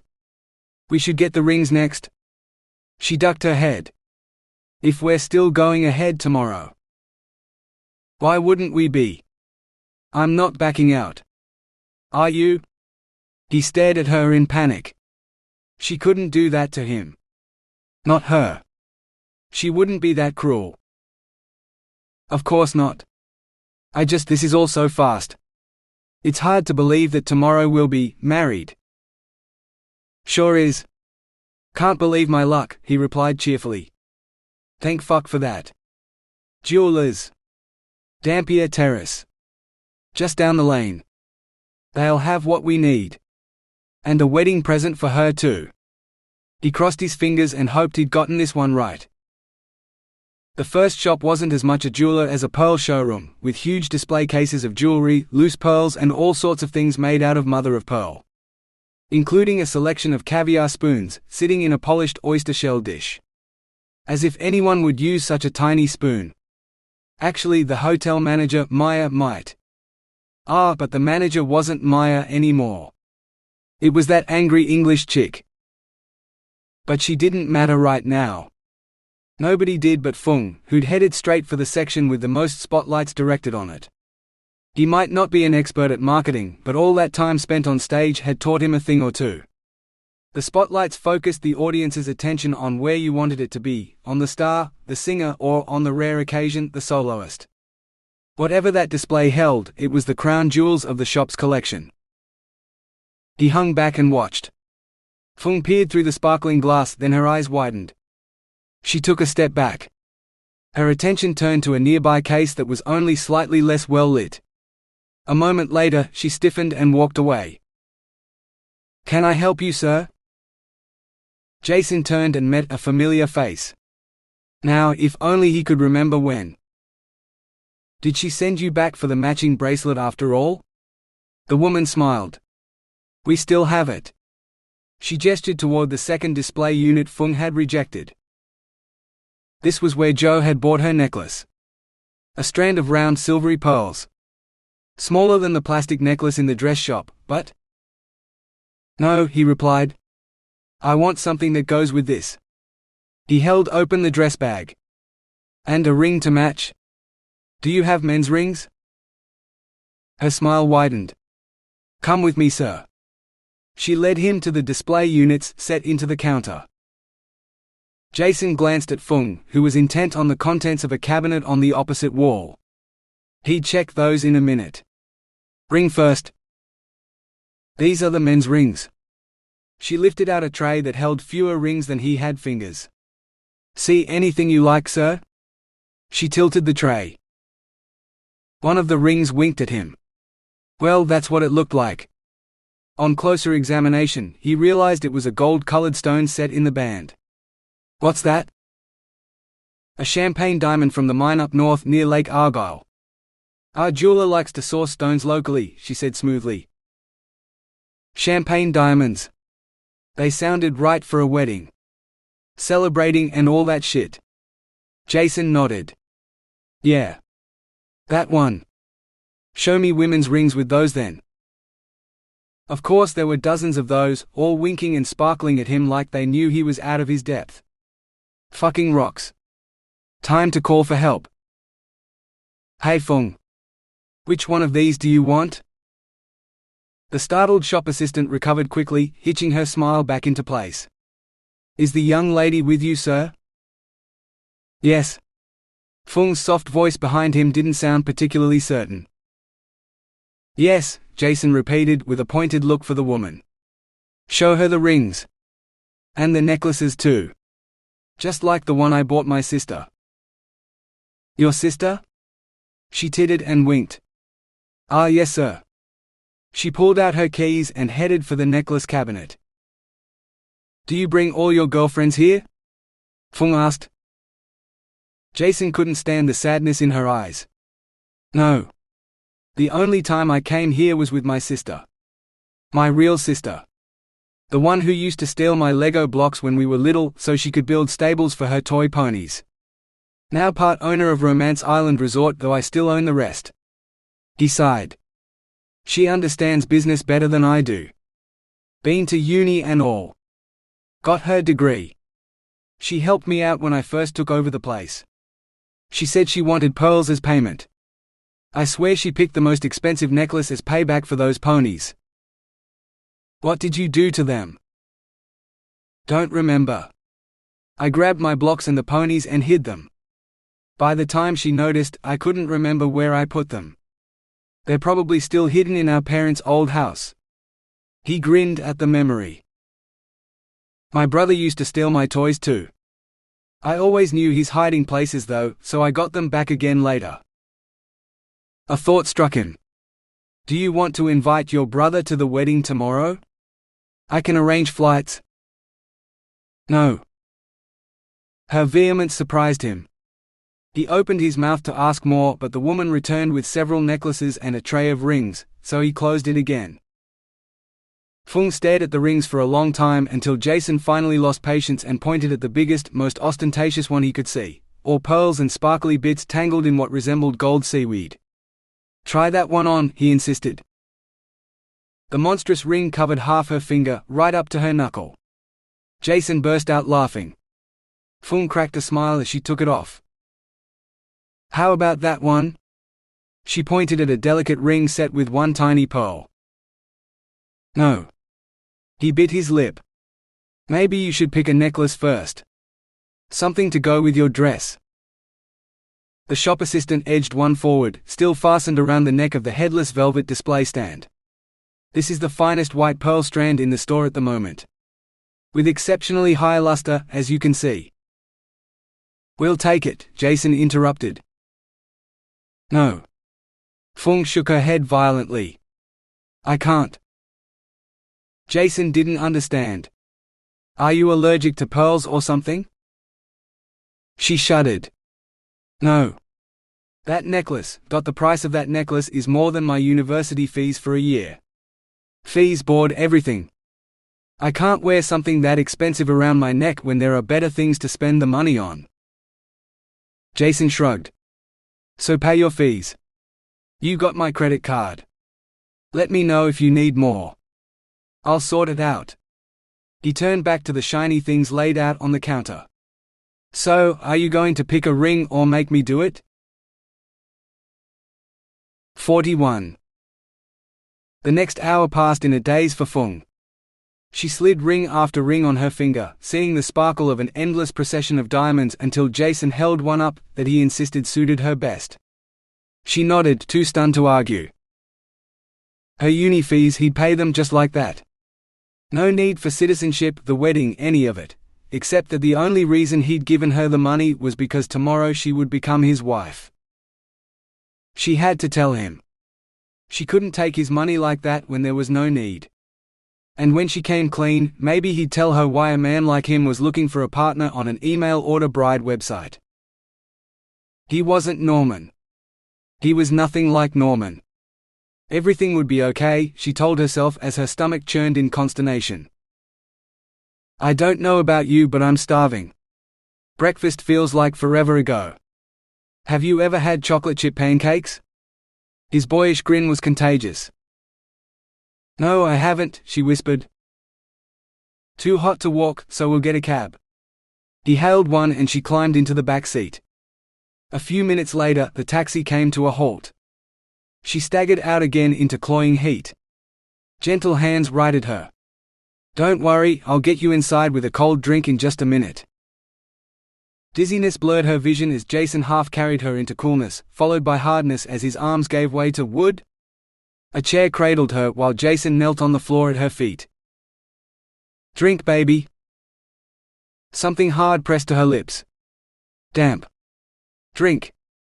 She gulped down the water, feeling some of it running down her chin, but she didn't care. With coolness came clarity. They were in a restaurant with dark wooden floors below and whizzing fans overhead. Just like some of the old places back in Singapore.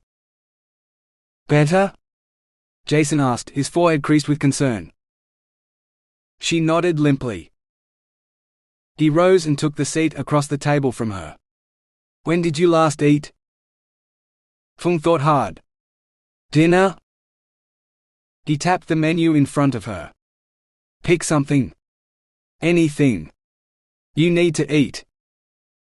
She had to tell him. Stomach twisting, threatening to throw out anything she put in it until she told him. "Not hungry." Jason waved a waitress over and ordered something, but Phuong wasn't listening anymore. Not until his hand touched hers did she dare to raise her eyes to his face. "What is it?" "What did I do wrong?" he asked. "Everything was fine until the jewelry shop and then you went all distant. So tell me what I did wrong." "Nothing." "You did nothing wrong," Phuong responded, but her voice sounded dead. "It's just, you don't need to pay for my fees or buy me expensive jewelry. You don't need to do anything for me." "But I want to." She tried again. "I created a profile on that website because I needed an Australian husband to help me pay my fees, so I can finish my degree. This would be my final year and I don't." His smile died. "You don't have the money. You already told me that. So you're marrying me for my money, is that what you're saying?" So cold. Now he was the distant one. She didn't blame him. "No. All I wanted was an Australian husband. One who could help me get my citizenship so I could get a government loan.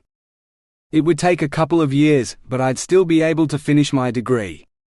I'll be a good wife, I swear." One warm hand enveloped hers, stopping her from wringing them. "But that's 2 years of your life. It sounds like pretty poor pay for 2 years, however light the work. So if I give you the money for your university fees now, no strings attached, what will you do? Will you go home, go back to university?" "What?" His eyes captured hers. She couldn't look away. Tears filled her eyes. "I don't know," she whispered. "Do you want to marry me?" "Yes." This came out louder, firmer. Those honey eyes examined her soul, weighing it, as she desperately hoped she wouldn't be found wanting. Pay it now. He pushed his phone across the table. Go to your university website and pay your fees with my credit card. The one I gave you this morning. Do it. She stared at him, stricken. I can't take your money like that. Then I'll go back and buy those pearls for you. Or I'll call the university and have a scholarship created with your name on it. Just do it. With shaking fingers, she swiped through several screens until she found the phone's web browser and logged into the university's payment page. She lost count of the number of times she had to backspace before she'd entered the credit card number correctly. Seconds passed while the payment processed, then a message popped up, telling her the payment was accepted. It's done. She wasn't sure whether to laugh or cry. Thank you so much. Show me. He held out his hand for the phone and she surrendered it. He checked the screen, nodded, then tucked it back into his pocket. Right, it's not hypothetical anymore. You've paid for your degree. That's not an issue anymore. Now, what are you going to do? I still don't know because it's not just about me, she said steadily. What about you? Why did you create a profile on an email order bride website? If we go ahead with this wedding tomorrow, what do you want out of this marriage? I want my wife to be happy, he said simply. There must be more than that. A reason, something driving you to. It can't be that simple. Life isn't that simple. Jason shrugged.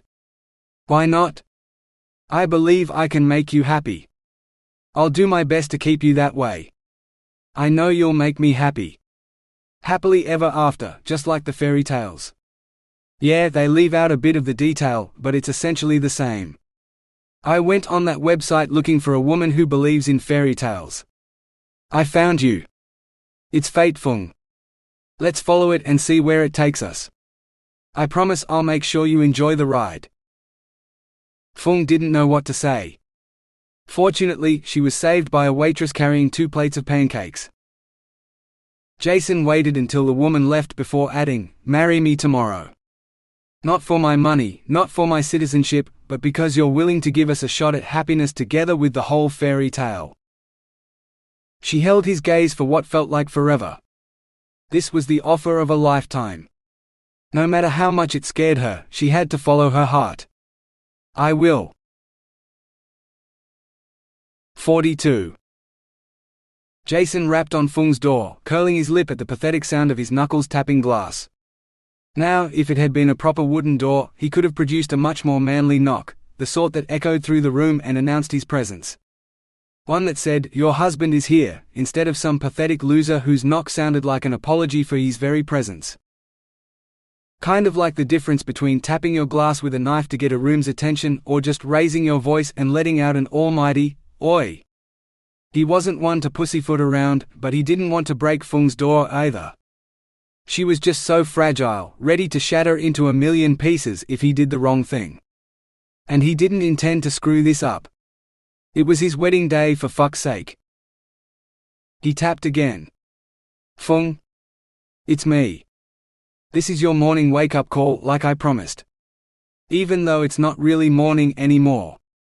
Your chariot awaits, so I've come to collect you and escort you to." The door slid open with a blissful sigh, and Jason could see why. Her eyes looked bigger, darker but warmer too, like he'd done something right yesterday, and that's why she'd stayed. Could she want this as much as he did? He sure hoped so. Strawberries. Her lips looked like strawberries, ripe and sweet and firm. Fuck, he hadn't even kissed her yet. That was going to change. Today. Today he'd taste her. Taste and touch. The silken skin at her throat and the slight swell of her breasts at the neckline of the dress, before the red fabric hid the rest.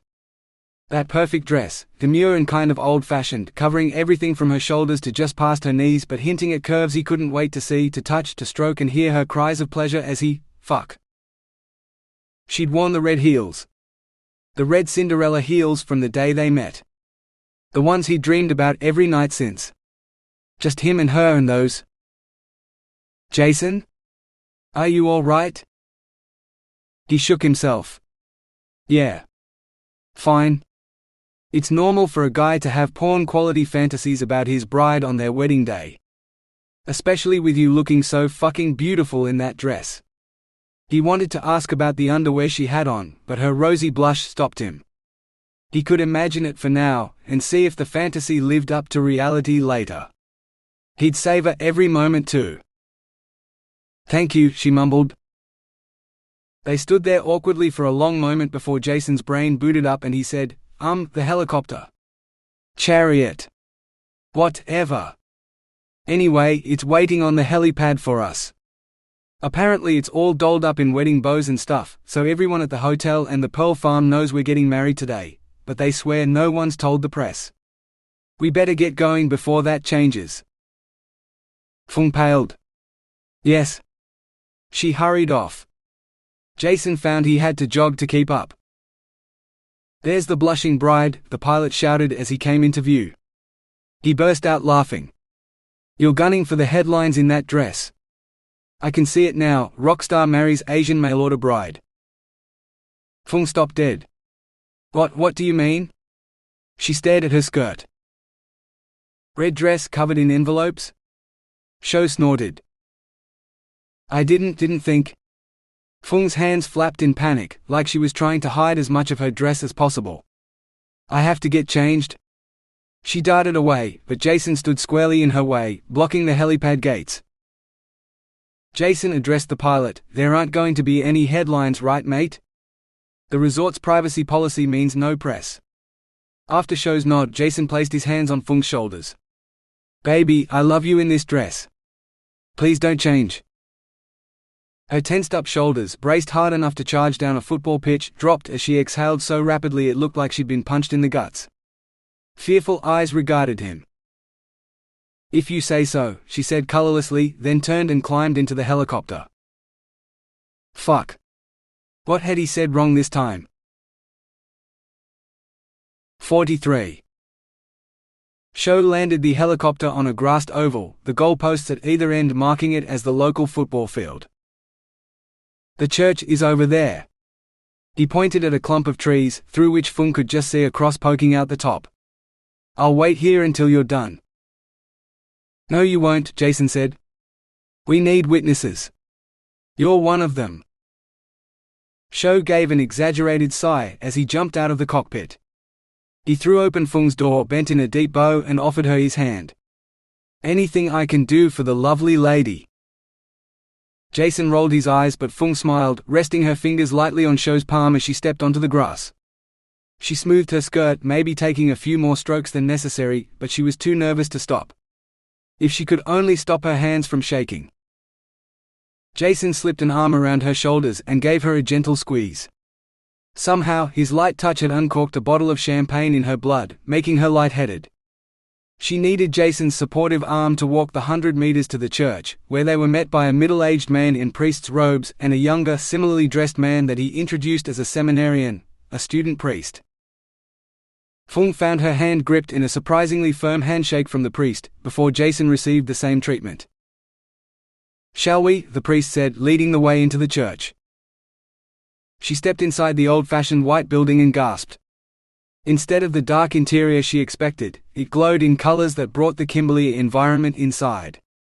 Terracotta tiles and red-brown timber pews formed the foundation underpinning the walls of beach sand cream and shallow sea aquamarine. But everything she saw was only the background setting for the most prominent feature of the church. Everything was decorated in glittering shells. The tiles were edged with shells. The windows and all the pictures were framed in shells.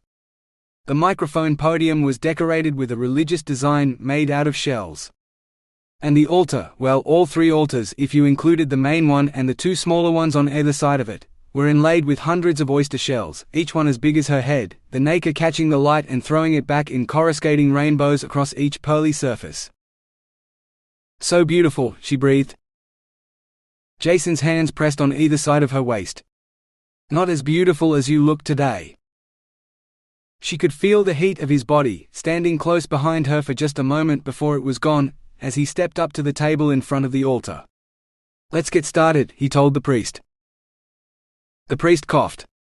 I understand you want simple traditional vows and a short ceremony, but I want to warn you. Marriage isn't meant to be simple or short. It's a lifetime commitment from both of you, giving each other your love and loyalty through whatever your lives may hold. It isn't something to enter into lightly. You do understand the depth of the commitment you're making today, don't you? His eyes pierced Phuong's soul first. Phuong nodded, she understood. Jason already had her loyalty. Everything she'd done to be here today was for him. Her love? He'd said he loved her, in his casual comment on the helipad that morning. Could she do any less? Jason must have passed the priest's test because the priest raised his voice like he was addressing an entire congregation instead of just the four of them: Jason, herself, the pilot and the priest in training. We are gathered here today to celebrate and witness the marriage of Phuong Tran and Jason Felix. Phuong and Jason, please join hands. Jason turned to face her and enveloped her hands in his. Now she had eyes for no one but Jason. His honey brown eyes held her in place as they warmed her heart. He loved her. Jason, do you take Phuong to be your wife, to have and to hold, for better or worse, for richer or poorer, in sickness and in health, to love and to cherish from this day forward until death do you part? Jason squeezed her hands as he replied, I do. Phuong, do you take Jason to be your husband? Husband. This man would be hers and hers alone, and she'd be his. Got for better or worse. She could endure anything with him at her side. The very thought of him had helped her break free from Norman. Got for richer or poorer. She wasn't marrying him for his money. He'd bought her too much already. Nothing mattered but him. To love and to cherish. Could she love him? For all her business ideals, wanting a marriage to build her future, love had never been a part of her plan. But neither had a man like Jason. She would cherish him, she did already. But could she love him? Until death do you part? Did she love him? Phuong wet her lips. I do. Jason's smile widened and for a moment the world stood still. There was no one but the two of them. Everything was perfect. The priest cleared his throat. Ah, the rings? The moment ended. Right. Jason fished in his pocket for the boxes they'd bought from the jeweler yesterday. He flipped them open and dropped both rings onto his palm. The priest nodded. He held his hand over Jason's and muttered a few words before drawing a cross in the air above the rings. Now give Phuong her ring and repeat after me, Jason. Phuong didn't hear the priest anymore. All she heard was Jason's voice telling her, with this ring I join my life with yours, as he slipped the enormous golden diamond onto her finger. She knew what she had to do. The gold band that remained, studded with smaller but equally tawny diamonds, felt so heavy in her fingers, as if it held all the pain of her past. She drew in a deep, shaky breath. With this ring I join my life with yours. It slid easily onto his finger like it belonged there. She held his hand and the ring, and it felt like a weight had been lifted from her, buoyed by the joy their future held. Please let it hold joy and not too much pain, she begged the universe. By the exchange of vows and rings in front of these witnesses, you have declared your love and commitment to each other. I now pronounce you husband and wife. The priest produced a wry smile. Now you may kiss the bride. How had she forgotten this was coming? Their first kiss in a church in front of strangers, and Jason's hand caressed her cheek, settling along the side of her face as his thumb grazed her lips. His other arm slipped around her waist, pulling her close. Kiss him. Just kiss him. Her lips parted, but she couldn't seem to draw any air in. Jason's face loomed closer, his eyes gentle and loving, and his lips made contact. The world went away. A light brush at first, soft as a feather, followed by the firm press of his mouth on hers. She inhaled the sweet sharp mint on his breath, her lungs worked once more, and she needed to taste. Her tongue darted out, caressing his lower lip, his shaven cheeks, smooth under her fingers. His breath stole inside her like pure oxygen, revivifying her as she welcomed him in. Her throat warmed and hummed in approval while her heart swelled, beating faster as it craved more of this delicious man, pumping a steady stream of life-giving bubbles through her blood until she felt filled with shaken-up champagne. She barely felt when he broke their kiss because her blood was still fizzing, the froth overflowing into her dazzled brain. "Oh, Jason," she whispered, embracing him. "I'm all yours, baby," came the reply, rumbling through his chest as his arms enveloped her in safety, welcoming her home. 44. The moment Jason's lips touched Phuong's, everything changed. She relaxed, she responded, and the slow rumble of their tongues dancing together for the first time was music to his, well, everything really. Not just his cock though, that too of course. He'd be lying if he said that first hot kiss hadn't made him think of sex. The only reason he stopped kissing his beautiful wife was because the priest's loud, incessant throat-clearing got on his nerves. "This is a church, Mr. Felix. You're not officially married until you both sign the forms, and the witnesses do too." Like that would stop them. Jason stroked her tongue one last time, promising more, before they reluctantly ascended the dais to deal with the priest's paperwork. Jason didn't let go of Phuong the whole time, and he didn't intend to either. He waited until both the student priest and the pilot had signed the marriage certificate before he asked, "Are we done here?" The priest nodded. Jason handed him the envelope containing the priest's payment and a hefty sweetener. The man took it and tucked it inside his robe, without even looking at the contents. Sho remarked, "I better get you lovebirds back to your nest before you start doing things that'll get you thrown out of this church for indecency, right, father?" The priest smiled, but the only thing he said was, "Congratulations," before bidding them goodbye. Jason and Phuong managed to restrain themselves until they were seated in the relative privacy of the helicopter, but the moment she turned to him with those pleading eyes and said, "Jason, would you kiss me?" all bets were off. The dance began again. He pulled her into his lap, wanting to feel her body pressed close to him because that's where it belonged. "All right, you two. Rules of the helicopter say no sex in the back seat." Jason dragged his lips from Phuong so he could glare at the pilot. "Since when?" "Since it's not safe. Buckle up, boys and girls, and I'll take you to where you can get a room." Sho grinned as he slammed the door. Jason turned to Phuong. "Don't worry, baby. It's just a short flight and I'll be all yours again." But the passionate girl he'd been kissing only moments before had now turned ashen, sitting stiffly in her seat with her seatbelt cinched tight across her waist. She nodded, but her eyes never left the view out of the front windscreen. What the fuck did he do wrong this time? The rotors soon drowned out all other sound, and while he put his headphones on, Phuong hung limply by her side. She wouldn't hear a word he or Sho said. He must really have fucked up royally. Phuong left him wondering all the way back to the resort, where she jumped out of the helicopter before the blades had even stopped spinning. She set off down the path to the hotel instead of the villas. He followed her, determined to get answers. "Where are you going?" he called, praying that she wouldn't leave. "To my room to get my things," she tossed back, not slowing. "Why?" His voice came out weaker than he wanted, but for once he didn't care. She was his wife. They were supposed to be happy, not splitting up mere moments into their marriage. She stopped, turned and stared. I thought because we're married now you'd want me to live in your house instead of here. I packed my things before we left, but my bag is still in my hotel room." She paled even more.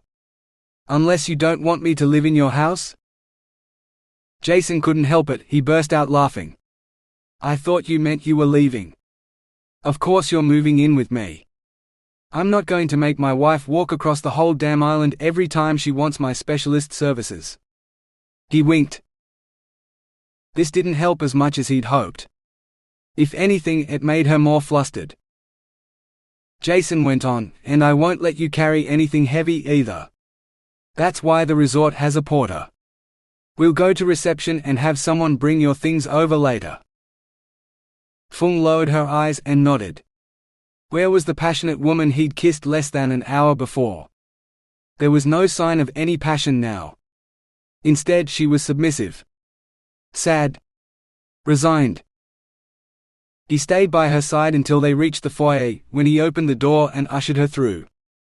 He wasn't prepared for the chorus of clapping that greeted them, or the enormous bunch of flowers the hotel manager forced into Phuong's arms. "Congratulations," Zhan said, throwing a glance at Jason but keeping most of her attention on Phuong. She tapped Phuong's ID wristband. "This'll now give you access to Jay's villa, as well as all the normal guest facilities on the island. Tap 3 times to trigger the locks if you don't want to be disturbed." A wave of laughter swept around the room. It looked like most of the hotel staff had assembled to offer their congratulations. So much for a secret wedding. But these were his staff and the people he lived with. If he'd gotten married while on tour, the roadies might have done the same thing. Yeah, there'd have been more beer and bourbon and fewer flowers, but the intent would have been the same. Weddings were a time to celebrate. Jason forced his frown into a stage smile as he curled a supportive arm around Phuong. "Thank you. We're trying to keep it a secret from the press for just a bit longer, and I hope you're all willing to help. We'll announce it to the public in a week or two, but right now, we're just going to take the time to enjoy our honeymoon." He grinned and winked just like he used to do for the fangirls when he stood on stage, the rock idol of millions. Now he couldn't even keep his own wife happy. He was tired of performing, so he cut the show short. "You know what? Can someone bring her bags from her room to the villa? I think my beautiful bride and I need some alone time. What better place to start the honeymoon early than Romance Island Resort?" Jason grabbed her hand and towed her outside. She followed him along the path that skirted the lagoon. The laughter and bawdy catcalls faded as they rounded the bend. Okay, maybe they weren't all that different to roadies after all. When they reached Villa Penguin, Jay waved his wrist at the scanner. Before Phuong could step inside, he scooped her up and carried her across the threshold, then set her down on the tiles. Some Prince Charming he was, he should have carried her all the way to the house, not just a few steps. Another fuck-up he hoped she'd forgive him for. He pointed as he strode through the house. "That's the bathroom, kitchen, lounge, my bedroom, and that's the guest room. I asked reception to make the guest room romantic and stuff, so I hope they did okay." He peered in. Little flickering lights sat on all the surfaces, battery-powered, seeing as fire hazards like candles weren't allowed at the hotel, except for the bed, which had a huge heart made out of frangipanis on top of the bedspread. In the middle sat a heart-shaped box that contained what the resort called its honeymoon pack, enough condoms to last any normal couple for a month, and enough lube to slide an elephant into a beer bottle. "Want to see if it works?" "If what works?" Fear had returned to her face with its evil sidekick, panic. The romantic atmosphere, Jason wanted to say, but there was no point. It was as fucked as he was. The door chimed to announce the porter's arrival, saving Jason from having to answer. He seized the bag, called his thanks over his shoulder before the door slid shut, and carried it to Phuong. "Where do you want this? My room or the guest room?" Phuong looked lost. "Here, I guess, if this is where you want to. Where will?" She blushed. Too late, Jason remembered how much she didn't like talking about sex. He had to change the subject, but he couldn't think of anything but sex. Fuck. He dropped the bag on the floor. "Do you want to try the bed out now or order an early dinner first?" he hazarded, looking longingly at the bed. "Dinner please," Phuong replied promptly. "I've been too nervous to eat much all day." A decent meal would give them both the stamina to go all night. Jason couldn't argue with that. Right. Room service menus in the kitchen. Let's get the chefs to prepare something special for us tonight. Pick your pleasure, baby. I'll make it happen. He would too. 45. Phuong toyed with her food, hoping Jay didn't notice how little she'd eaten. If they'd had the lobster she'd originally ordered, maybe she'd have eaten more, but they were all out of lobster, crabs and anything that wasn't prawns, so an unappetizing shrimp salad had arrived instead. She'd managed to choke down a few bites before she'd remembered what would follow dinner. That almost made her bring it all back up again. Better not to eat anything else than to embarrass herself in front of Jason on their first night together. She'd soon be embarrassed enough without throwing nausea into the mix. Jason didn't seem to be nervous at all. He wolfed down his steak and all that went with it, but he managed to do it without dribbling food down his front, like Norman might have. He didn't talk with his mouth full either, but he didn't say much during the meal. He paused several times to smile at her across the table, something Norman had never done. He wasn't Norman. Jason was a much better man in every way. That's why she could do this. She would do this. For him. Because she loved him and he wanted this. "Are you ready for dessert?" Jason asked eagerly, wiping all the traces of food off his face with the napkin. Not that there'd been much to start with. "Or do you want to put your new stallion through his paces, make me show you what I can do, and dessert can wait for intermission?" He winked. Her heart sank. Her time was up. Time to get it over with. "I just need to use the bathroom. Give me a few minutes to get ready. I'll meet you in the bedroom," Phuong managed to say with what she hoped was a smile. She shoved back from the table, her chair screeching as it scraped across the tiles. The noise was nothing compared to the building scream in her own head. She fled for the sanctuary of the bathroom and locked the door. She sank to the floor, shaking. She should have told Jason she had no idea what she was doing when it came to sex. Yes, this bit went there, but, aside from grunting and the mess at the end, she was less experienced than she let on. No man had ever seen her naked except Norman, and he was the only man she'd ever slept with. His expert opinion, based on more experience than she'd ever had, was that she was useless in bed, so she should lie back, take what she was given and thank him at the end. What would Jason say when he found out? If anything, Jason had been with more girls than Norman, and probably better girls too.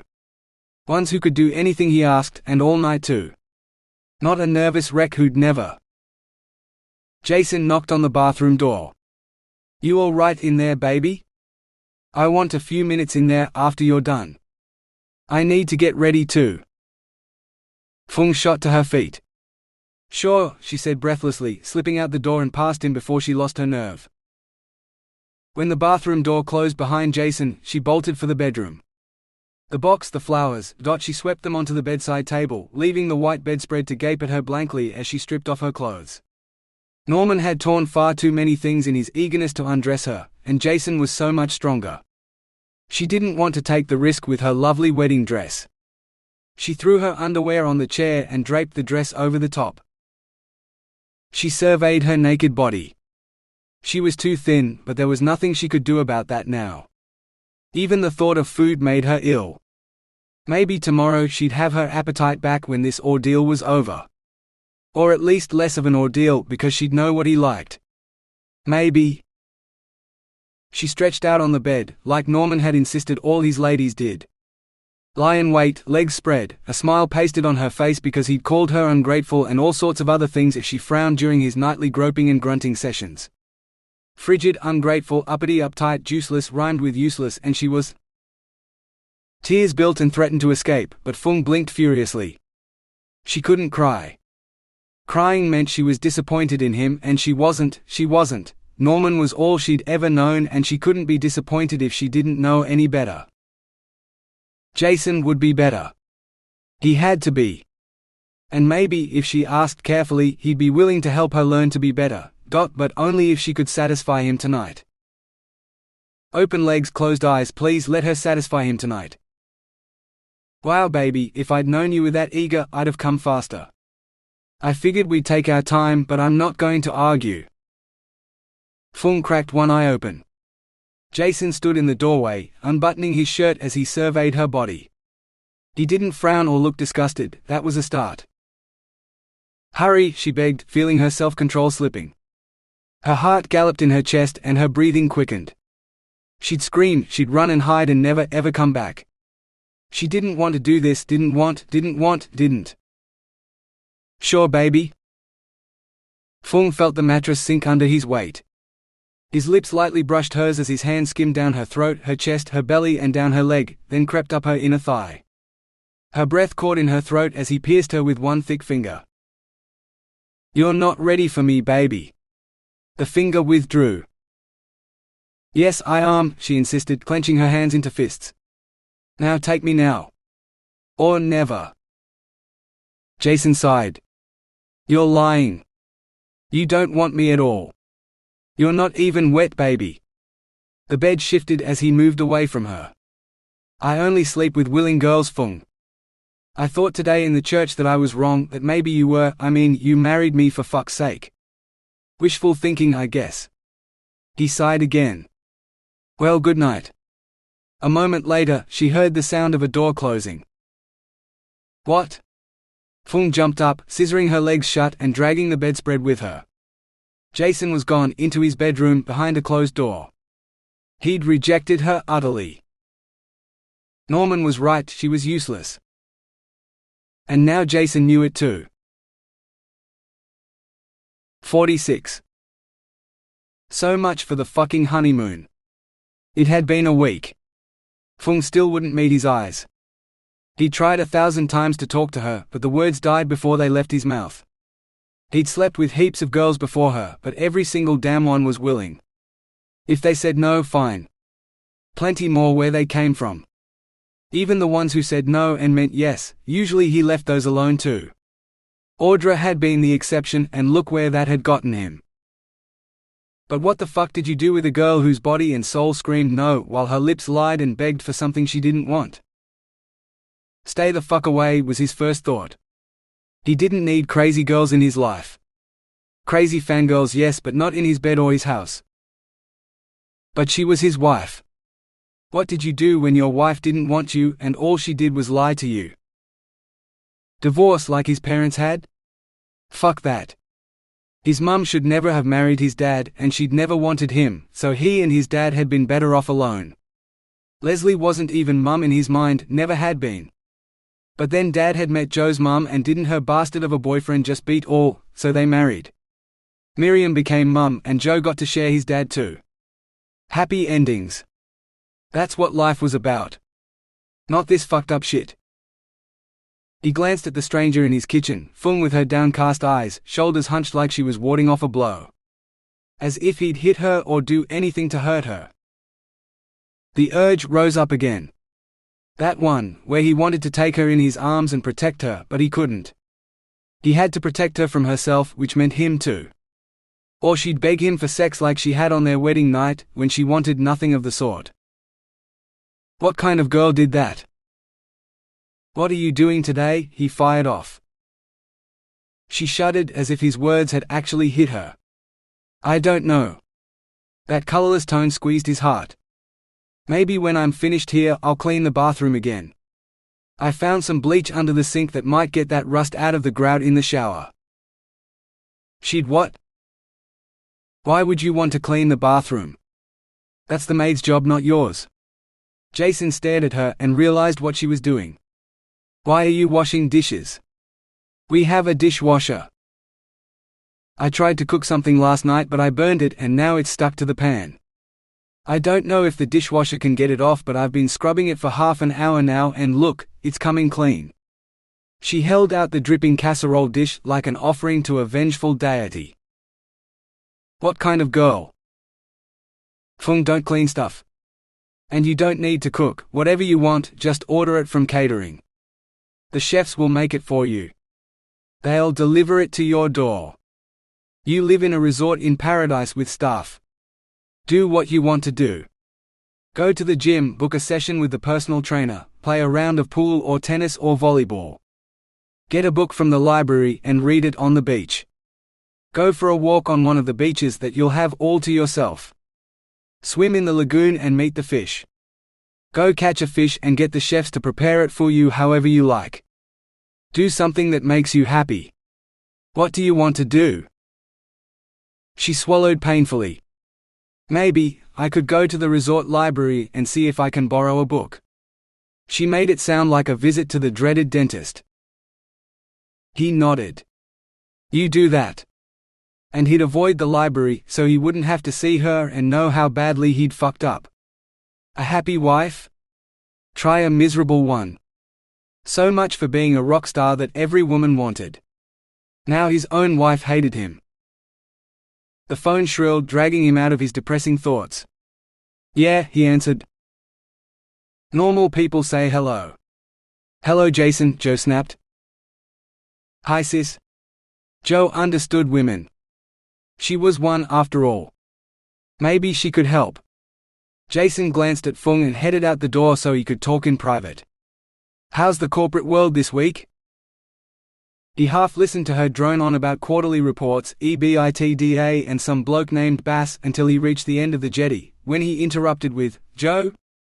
What should I do when a girl asks like she's not that into me, but she lies about stuff, and when we kissed it was all fireworks and shit, and I'd give anything to be able to protect her, but now?" Are you talking about Angel? If this is about Angel, you stay the hell away from her, Jason. I mean it. After what you did to her, she has every right to be angry. If I were her, I'd have kicked your ass into next week with steel-cap boots. No. This isn't about her at all. I just fucked up again. What do you do to get, in the mood? Jason, tell me you didn't just ask me about my foreplay preferences. You're my brother. You absolutely do not need to know that. Fine. Foreplay. He could Google that shit. What are you calling for, anyway? Joe made an impatient noise. The new business plan for the resort. After Maya, your new manager is amazing. The plans she has for the place. Most of the things she wants to change won't require much capital, though she will need a few extra FTE, but in the high season I think you might be able to manage with short-term contracts. But the projections. What the fuck are you on about? Jason growled. What business plan? Haven't you been reading your emails? She sent it a week ago. When he fucked up with Phuong. I've been busy. Whatever her name is, pull your bits out of her and put your business pants on. This is important. It's about the future of your business. Our business, in case I need to remind you. Now, Zahn's arranged a meeting for Monday to discuss the half-yearly reports and the new plan. I want you to be there. No excuses. And read the damn plan in the meantime. She ended the call without another word. Jason contemplated calling her back. Next, he considered throwing the fucking phone into the ocean because there was no one he could call to fix this. Adding insult to injury, the hotel's new manager, his fucking employee, was going to make changes to his resort without his permission. Well, fuck that. He might not be able to fix his marriage, but his manager? Time to put that bitch in her place. He marched up to the main building, taking the public path this time because he wanted her to see him coming. She'd closed her office door, but that wouldn't keep him out. Jason wrenched it open and stormed in, only to find her office empty. Where's the manager? He demanded of the bloke at the reception desk. It's her day off, so I dunno. Have you tried her house? Living on an island was awesome. He thanked the bloke and strode through the staff accommodation to the manager's house. No rum on her veranda this time. Just a hot chick in a bikini who, fuck. Is the honeymoon over then? Zahn asked, adjusting her bikini top. I wondered how long it'd take before you became bored with that sweet girl. She glanced at his groin. Oh no. No. That's wrong on all sorts of levels. You don't cheat on your wife on your honeymoon. Even that's low for you. Or is she just not doing it for you? My wife is none of your fucking business. Jason tried to hide his hard-on behind his hands, hoping it would go away. He didn't like this woman, let alone want to touch her. Put some clothes on, will you? I came to talk business. About the meeting on Monday. How come the first I hear about your business plan is a phone call from my sister? Zahn shrugged. I emailed it to you both at the same time. I didn't expect you to look at it before Monday, when I can talk you through it. I'm not about to explain it to you now. Honestly, I didn't plan on discussing it for another week at least, but Joe called yesterday. She's so eager to start on some of it that I agreed to move the meeting up to Monday. We can discuss it then, but not today. It's my day off. I'm going to explore the lagoon. You're on your honeymoon. You should be playing hide the sausage with your wife. She'll probably enjoy the respite on Monday, or are you going to slip off during a coffee break for a quickie? Jason's heart sank like a stone. Did you tell Joe about my wife? Of course not. Why on earth would we talk about you? If Joe knew how badly he'd messed up his marriage, he'd never hear the end of it.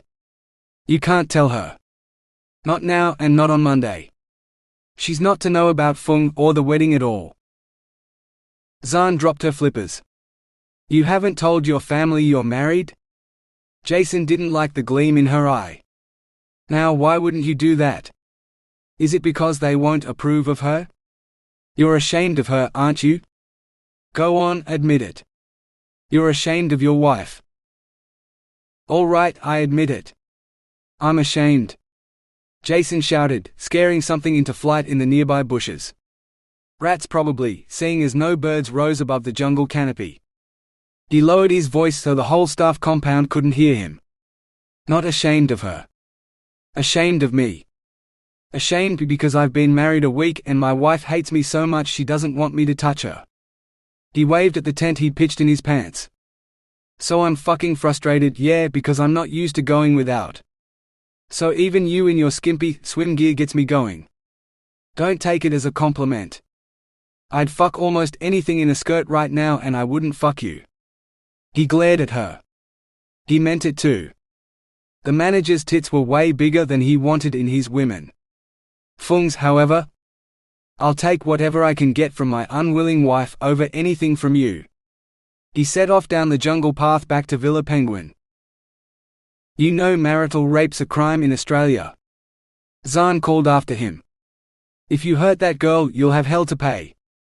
Your rockstar reputation won't protect you if the police get a hold of you. You'll be going to prison like all the other pricks. And then you'll really discover what rape's like. Jason stopped dead. That was it. Joe and Zan had both recognized it, but he hadn't. Phuong acted just like Angel had after all that happened to her. No wonder his every instinct told him to protect her and not to touch her. He hadn't messed up his marriage completely yet. But he knew how to make it right. 47. Phuong waited until Jason was well down the path to the hotel before she ducked into the jungle track that led through the staff accommodation to the library. It was like the servants' entrance to the villas and it suited her, she thought. Just as long as none of the real staff saw her and told her off for using their secret track.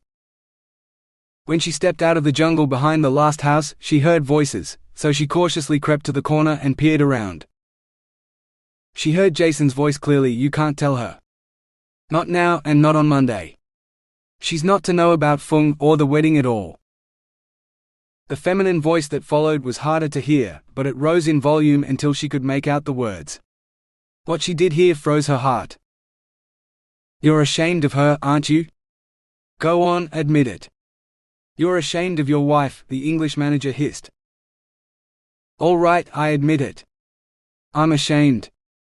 Jason shouted back. Phuong didn't wait to hear any more. Instead she did what she did best, she bolted.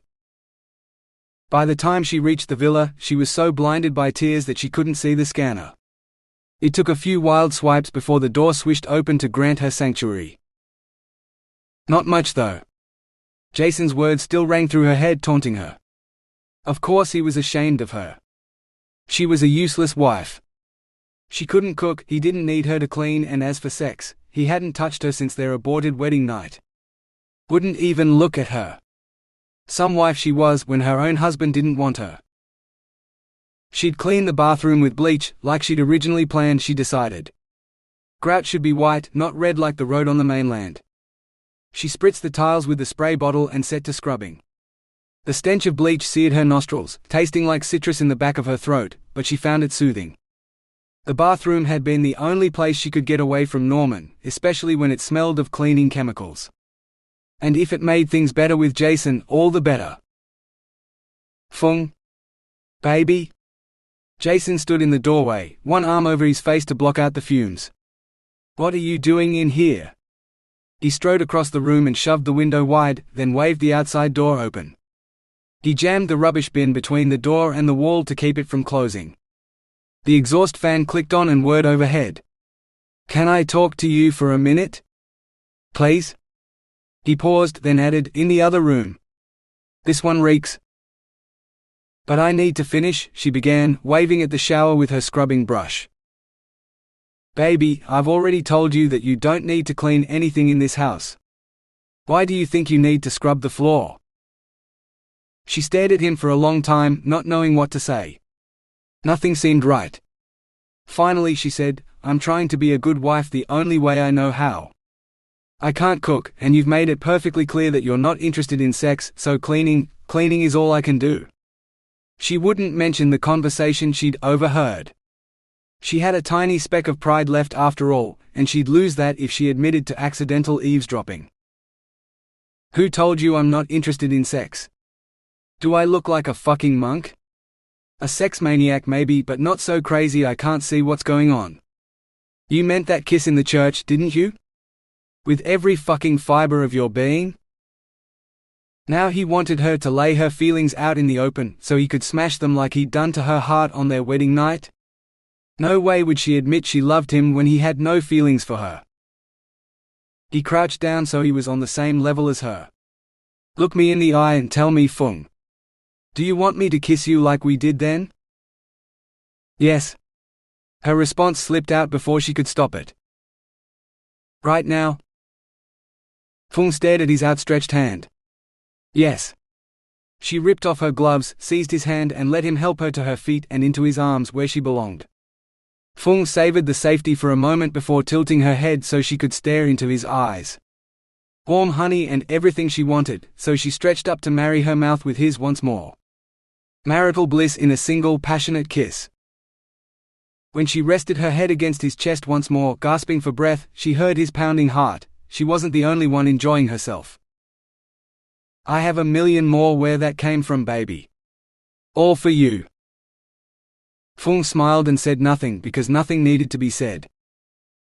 And what if I offered you a night of bliss, better than anything you ever had, full of sex better than you've ever dreamed of? Her heart froze and her limbs turned leaden, sending clanging alarm bells through her head. She tried to pull away, but… It's all right, baby. You don't need to answer that. I already know. Another kiss calmed her, a third sent her heart racing and a fourth ended too soon. When she met his eyes once more to ask why, she saw sadness. Who hurt you, baby? Who made you hate sex so much? He knew about Norman. Phuong wrenched free of his grasp. She eyed the open door, knowing she could be through it, and offered a run before he could stop her, but it didn't matter. He'd catch up and keep pace with her, just like he did last time. She'd still have to answer. She swallowed several times, but the lump in her throat wouldn't leave. I can't tell you. I can't. I just can't. Did you tell the police? If someone attacked you and hurt you, you have to report it. Rapists shouldn't be allowed to go unpunished. He'll do it again. He must be stopped. She stared at him. Rape? No, it wasn't like that. Then tell me what happened, baby. Tell me his name. No. He could never know about Norman. No, I can't. It's not what you think. I'm not a rape victim. No, she'd walked into the relationship with her eyes open. Every time she'd opened her legs for that bastard, it had been her choice. The price of the future, or so she'd thought. How could she tell Jason that? He'd never understand. Jason nodded slowly. Right. Okay. Not rape. Maybe he convinced you to have sex when you didn't want to. Do things you didn't want to. Did he hurt you, baby? Shakily, she nodded. But he didn't know. I didn't tell him after the first time because he said if it hurt after the first time, then there must be something wrong with me, and even though I never liked it, I didn't want. This time, she couldn't stop the tears from coming. Tell me his name, baby. That fucker should die for hurting you. She stared at him even as more tears blurred her vision. You can't kill him, Jason. You can't. Oh, not me. I know people, that's all. People who hate rapists even more than I do. People who'll pay him a visit and make him just disappear, so he'll never ever bother you again. He looked like he meant it too. He won't. He'll never find me. I'm safe now with you. The tighter she held Jason, the more she believed it. Had to believe it. Gently he stroked her hair. You sure are, baby. I swear I'll never let anyone hurt you. Especially not me. And this sex thing? He cupped her chin and stared into her eyes. We'll work it out. When you're ready for me to do things to your body that'll blow your mind, you tell me and we'll take it slow. But not until you're ready. Privately, Phuong thought she soon would be. If he asked her now, she'd say yes. But she didn't tell him yet. For the moment, she just wanted to stay secure in his arms. 48. The next day, 483 kisses later, not that he was counting or anything, Jason reluctantly left Phuong watching TV so he could look through the email Zan had sent, detailing her plans for his resort. Bad news first, he clicked on the half-yearly financial report, knowing it couldn't be good. Columns of numbers filled his laptop screen in endless ranks of red and black. Maya used to explain it all to him, but he didn't think Zan would be quite as accommodating. No, he had to wrap his head around these figures before their meeting on Monday so he wouldn't look like a complete fool. But there were pages and pages of numbers. None of them meant anything to him.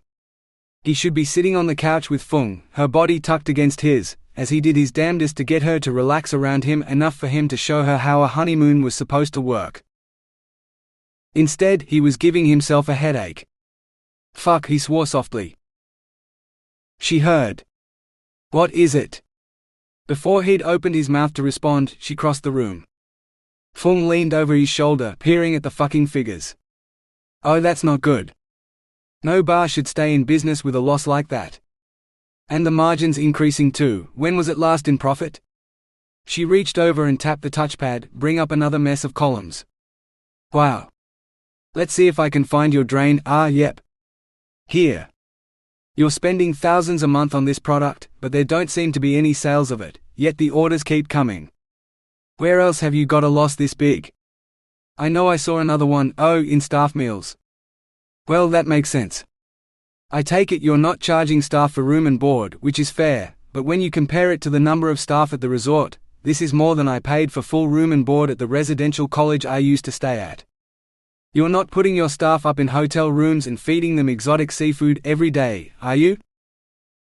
Jason recovered from his surprise enough to manage a short laugh. No. The food in the staff dining room's pretty basic, or so I've been told. They only get seafood if the chef's messed up, and it's not suitable to serve to guests in the public restaurant. As for the accommodation, mining camp dongas and little ones at that. He stared at her. How come you know so much about hotel running costs? Phuong shrugged, but she also smiled. I'm in my final year of a business degree, with a double major in accounting. My father's company owns some small hotels in Vietnam and Singapore. He sent me to university here so I could learn to run his business. Occasionally, he'd ask me to check the financials when something didn't seem right. She trailed off. But that's all changed now. After Dad died, my brother took over the company with his wife's brother as chief financial officer. The only numbers I'm likely to see from them now are if I get a job with whatever company handles receivership, when those two bankrupt it. Jason didn't understand. Sorry about your dad, but why are you letting your brother destroy what he built? Sounds like your dad wanted to keep the company for you. He was training you to take over as his successor, not your brother. Why? Phuong slid into the seat beside him. It's a long story, but my brother's older than me. What my father didn't know is that he paid his way through business school by getting ghostwriters to write his assignments. He's also under his wife's thumb, and he believes everything his cheating, lying, thieving brother-in-law says, because they went to university together. They said my education was a drain on the company, with no hope of a return, so when my father died, Tuan stopped paying my tuition and board.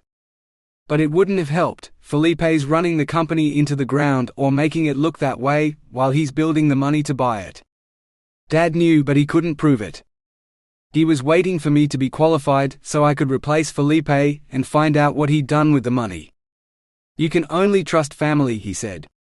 And I did, but my brother trusts his new family more than me, so there's nothing I can do now. You could finish your degree, Jason pointed out. Phuong smiled again. Yes, thanks to you, I can, but the semester doesn't start for a few weeks and that will still take me a year. With no one to hide his dodgy dealings from, Felipe might destroy the company within that time. He might hire Tuan when he takes over, but he won't take me. She shrugged. I have new family now. Family I can trust and maybe help. She nodded at the laptop. May I take a look? Absolutely. Instead of sliding the laptop across the table to her, he pulled her into his lap. Now he could hold his wife in his arms and kiss everything he could reach, while she translated numbers into something he could understand. If he'd known he'd snag such a wonderful woman when he created a profile on the mail-order bride website, he would have done it sooner. As it was, he was just lucky. More kisses. 491-2-3. Jason slid a hand under the table and started stroking her leg through the silky material of her skirt. She broke 494 to lean forward, closer to the computer screen. I think I need to see some earlier reports, ones from previous years. I can't be certain, but I think I've found your problem. It's specific products and you know that feels really nice. Jason grinned.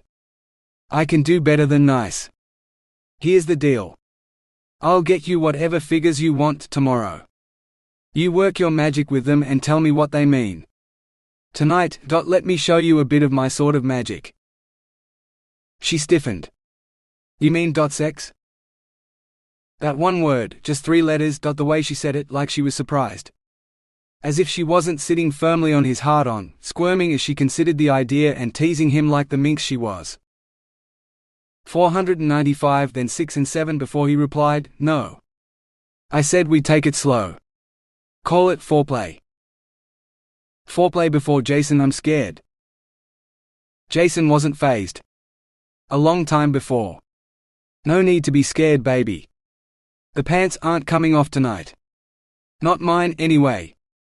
Your underwear, you should take that off first. She didn't though. Inwardly, Jason swore. He'd taken her too far, too fast, and she was poised to run. One hand, he blurted out. I'll pleasure you with just one hand. 5 fingers, all pleasure with no pain. I promise you'll want more. I want to give you this, baby. Please? Jason? She twisted around for a tentative 498, before following it up with a far more confident 9. Yes. Phuong wiggled out of her knickers and kicked them under the table. Jason's hand crept under her skirt, caressing her skin.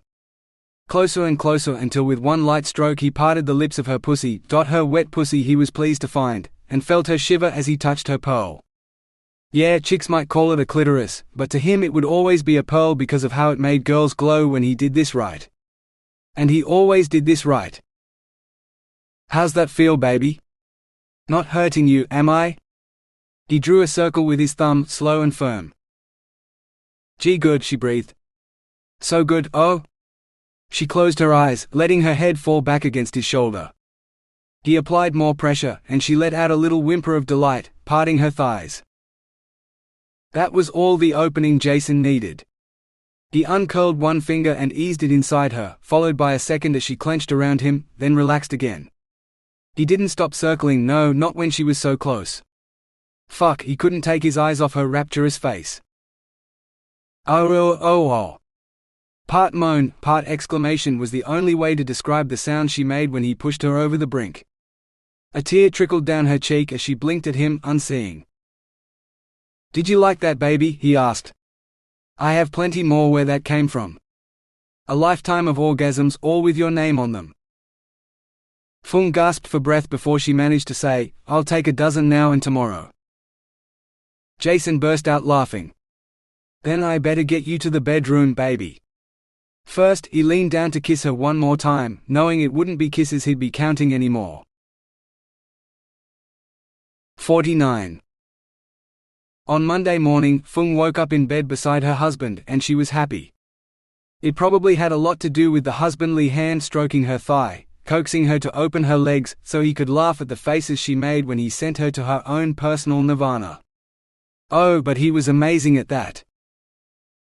It took some time before she drifted down to earth, where Jason was licking his fingers as he lay on the bed beside her, the image of the rock god he truly was. And rock hard too, or he looked it. If it got any bigger, it wouldn't fit inside her, of that she was certain. "You want my cock now, baby? Wondering what it'll feel like, buried deep inside you?" Warm honey laughing at her. He'd said the same thing last night and the night before that, but when she admitted it, all he'd said was, "soon." This time she tried a different tack. "Wondering what it feels like now?" "Wonder no more." He seized her hand in his and wrapped it around the shaft of his cock. Soft and yet still hard.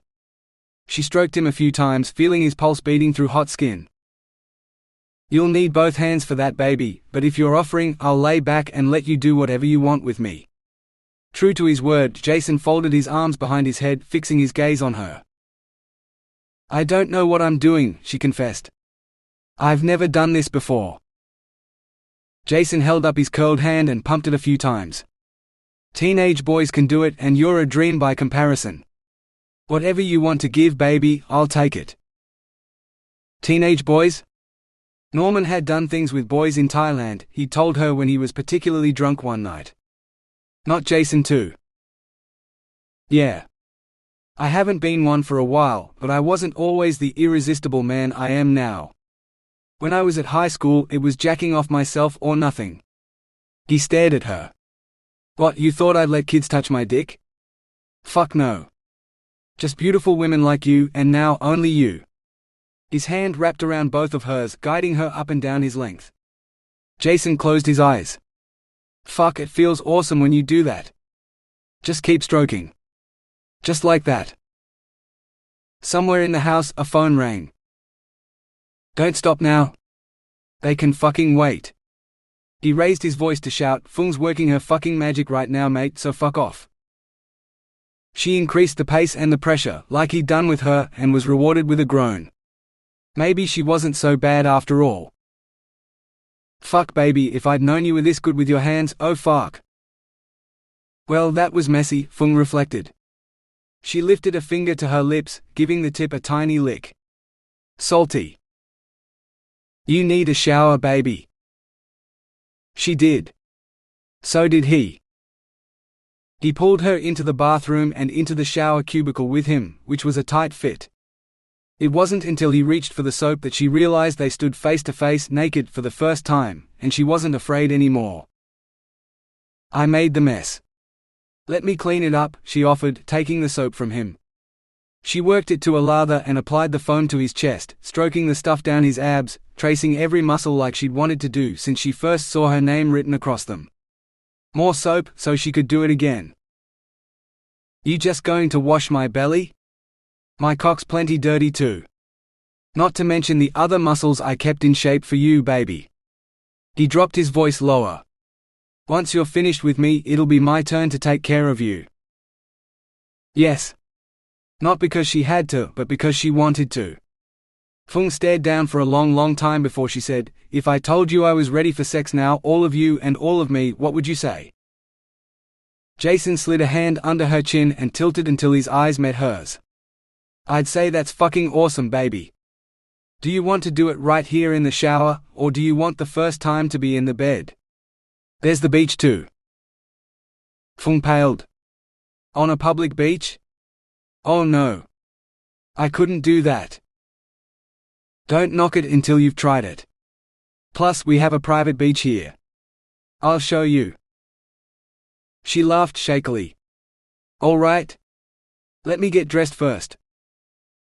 Phuong dressed in record time, but Jason still beat her, given all he donned was a pair of board shorts. He shoved a handful of condoms into his pocket and winked. "I think you'll like it, and we won't want to stop to get more supplies," he said.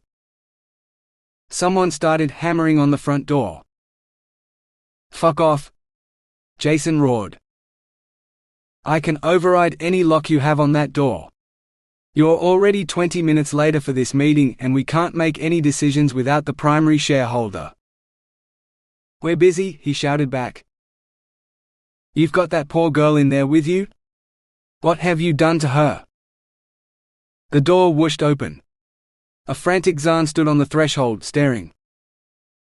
Phuong stared too, at her feet. Nothing she didn't ask for, and she liked the lot, Jason said smugly. Right, baby? Phuong nodded. Why didn't you answer the phone? Zan persisted. We were busy. It's our fucking honeymoon. What do you think I was doing? Jason stepped up to the door, so he stood toe-to-toe with the hotel manager. Pleasing my wife, that's what. Let's get this meeting over with. Phuong and I have plans. He reached for her. Coming, baby? You understand this stuff better than I do. Leaving Zan standing speechless in their wake, Jason led the way along the path to the hotel. 50. Joe's face appeared on the projector screen on the meeting room wall. Zan breathed a sigh of relief. She'd never been that good at video calls, and the internet connection out here was patchy at best, especially in the wet season. Keeping her eyes on the screen stopped her from staring at the odd couple across the table too. Jay Felix in nothing but a pair of low-slung board shorts, sitting beside the sweet girl he'd somehow bullied into becoming his wife. Why he wanted her in this meeting, she didn't know. Perhaps the girl would run away if he was out of sight. Zan resolved to get the girl alone for a moment, to ask her if everything was all right. So let's get the financials dealt with first, Joe said. Jason, are you ready to sign off on the half-yearly report? You mean the spreadsheets full of numbers? No, he replied. Zan already went over the numbers with me earlier. Everything seems in order, aside from the huge loss the hotel's running at, which brings us to her plans for recouping those losses. I said no, Jason insisted, rising. The report isn't in order. It's because Maya was ripping me off. Phuong found it, you tell them, baby. To Zan's surprise, the girl cleared her throat. He's right. Your biggest deficits are in staff catering and alcohol for the bar, followed by staff transport. I did a preliminary review of the figures Jason showed me, along with that of the last 2 years. It seems that there's been an increase in orders of certain luxury products that never appeared on the menu in the bar, restaurant or the staff dining room. For example, there's a brand of rum the bar doesn't carry, yet a large order arrives every month. It has for many years now. Then there's the alcohol in the staff catering order, alcohol that the staff never see, as it's not part of their menu either. This is the opposite to the stuff for the bar. Judging by the orders, they're extremely low-price products. Cheap beer and spirits, cask wine, in huge quantities. These date back to when Mr. Felix first purchased the resort, and he assures me he hasn't been drinking them. He can't have, unless he was permanently drunk for that whole time. Zan stared pointedly at Jay. Lying to his little wife about his drinking. Oh, that was low. When she took the girl aside, she should also mention his alcohol problem. The orders match a rise in staff transport costs, both helicopters and vehicles. As there aren't any vehicles here on the island, I assume they're on the mainland? Perhaps based at the Pearl Farm or in town? Zan nodded. We try to keep 2 4-wheel drives at the farm, though sometimes one gets stuck in town when the road's closed. Then it gets parked at the airport. Every trip gets logged with a purpose. Meetings, staff interviews, etc., so it can be allocated to an expense category. There's some sort of approval required for those, right? Once again, Zan nodded. I sign half a dozen of them every week. Usually carrier boat trips to the mainland, or use of a car to drive into town when they're on leave. Oh, and charter flights. Planes, not helicopters, when the road's closed. That's when the only way back to town is by air. Where are you going with this? There's one category that doesn't need approval. Emergencies. Now there are 2 of these that occurred when Mr. Felix was at the island, considering purchasing it. Both are medical emergencies, staff injuries, or so it says. But after those, when Mr. Felix purchased the resort, emergencies became an almost weekly occurrence. Each one required both a helicopter and a vehicle, unlike the medical emergencies, which were just flights. This is exactly the same time as the bulk alcohol orders started. Phuong drew in a deep breath. Emergencies. Show the helicopter pilot had talked about emergency flights, and how they had to be kept quiet. No secret. And everyone was hiding something. Maya, Zaan blurted out. I knew he was hiding something. But what did he do with all that alcohol? I can't see him drinking cheap beer and cask wine by the case. The only people who drink that would have to be desperate, bloody hell. He's the one who's been supplying illegal alcohol to the dry communities. Burgess and Nelson have been trying to work it out for months. That bastard. She turned thoughtful. But what about the rum? He wouldn't sell the good stuff. Did the orders stop when he left? Jay coughed. I sort of appropriated this month's case of rum. It was sitting there on your veranda. I was walking past on my way back from the library and you just told me I had a guest, so I grabbed it. Figured you'd have noticed, but you never said anything. I still have most of it left. I only drank 2 bottles. Zaan made a note to cancel the rum order and get Jackie, the maid who cleaned Jay's villa, to bring the remaining bottles back to her house. The last thing she needed was him getting drunk and making a mess in the public areas again. Though he hadn't done that since Phuong arrived. Maybe the girl was stronger than she looked if she could curb his drinking problem. Phuong delicately cleared her throat. I think you'll find that if you take out those suspicious expenses, the resort's bottom line looks quite favorable in the current economic climate, particularly in this region. And who are you, who knows so much about hotel finances? I don't remember your name on the payroll or the list of new staff. What are your qualifications? Joe demanded. Phuong visibly shrank. Nothing. I'm no one, she mumbled. Zaan opened her mouth, ready to defend the girl who'd solved her mystery. Jason beat her to it, jumping to his feet. She's got more experience managing hotel finances than any of the rest of us, though in Singapore and Vietnam, not here. She's in her final year of a business degree and she's my wife. So be nice. Phuong, this is my sister Joanne. Joe, meet my wife. On the screen, Joe's eyes widened. Your wife? You got married and I wasn't invited to the wedding? Well? She produced a bland smile. Congratulations. Silence entered the meeting room, stretching interminably. Zaan broke it. If that's the financial statements dealt with, let's move on to my business plan for the resort. Her phone beeped and she glanced down at the screen. Joe had sent her a message, asking for Phuong's full name and everything she knew about her. Zaan nodded for Joe's benefit, before she launched into her carefully rehearsed speech about day trips, building relationships with local tour companies, and a video advertising campaign. This was her hotel now. Her predecessor might have been a dodgy dick, but that was no reason not to let the resort shine in the brightest light. Especially if its owner was now married to an asset to the hotel who understood business management as well as Zaan did. The future looked rosy, and it wasn't even sunset yet. 51. We should celebrate, Zaan said after she'd terminated the call with Joe. Your wedding and Phuong's financial detective work and drinking to the future of your hotel. She had a slight fixed quality to her smile, as if it pained her. I'll go see if there's any champagne. And before you ask, yes, I'm paying for it. She left the meeting room. You were awesome, baby. Jason pulled Phuong into his lap and kissed her soundly. We should celebrate, but I can think of better ways without wine. He dropped his voice to a whisper. Sex on the beach? How about it, baby? Deja vu, Norman all over again. I've never thought of sex as a good way to celebrate, Phuong protested weakly. That's because you've never had it with me, baby. Now let's head down to the beach so I can show you what I can do. No. She surprised Jason, but she'd surprised herself too. You've changed your mind? You seemed pretty sure of yourself in that shower. Jason rose and she slid off his lap. But if you say so, we'll wait.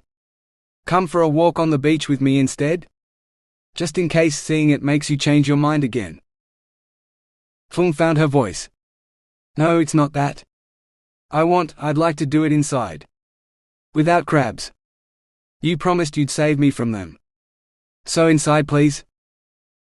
Inside? Jason wrapped his arms around her and dipped her so that her shoulders touched the tabletop. "We could do it right here if you like."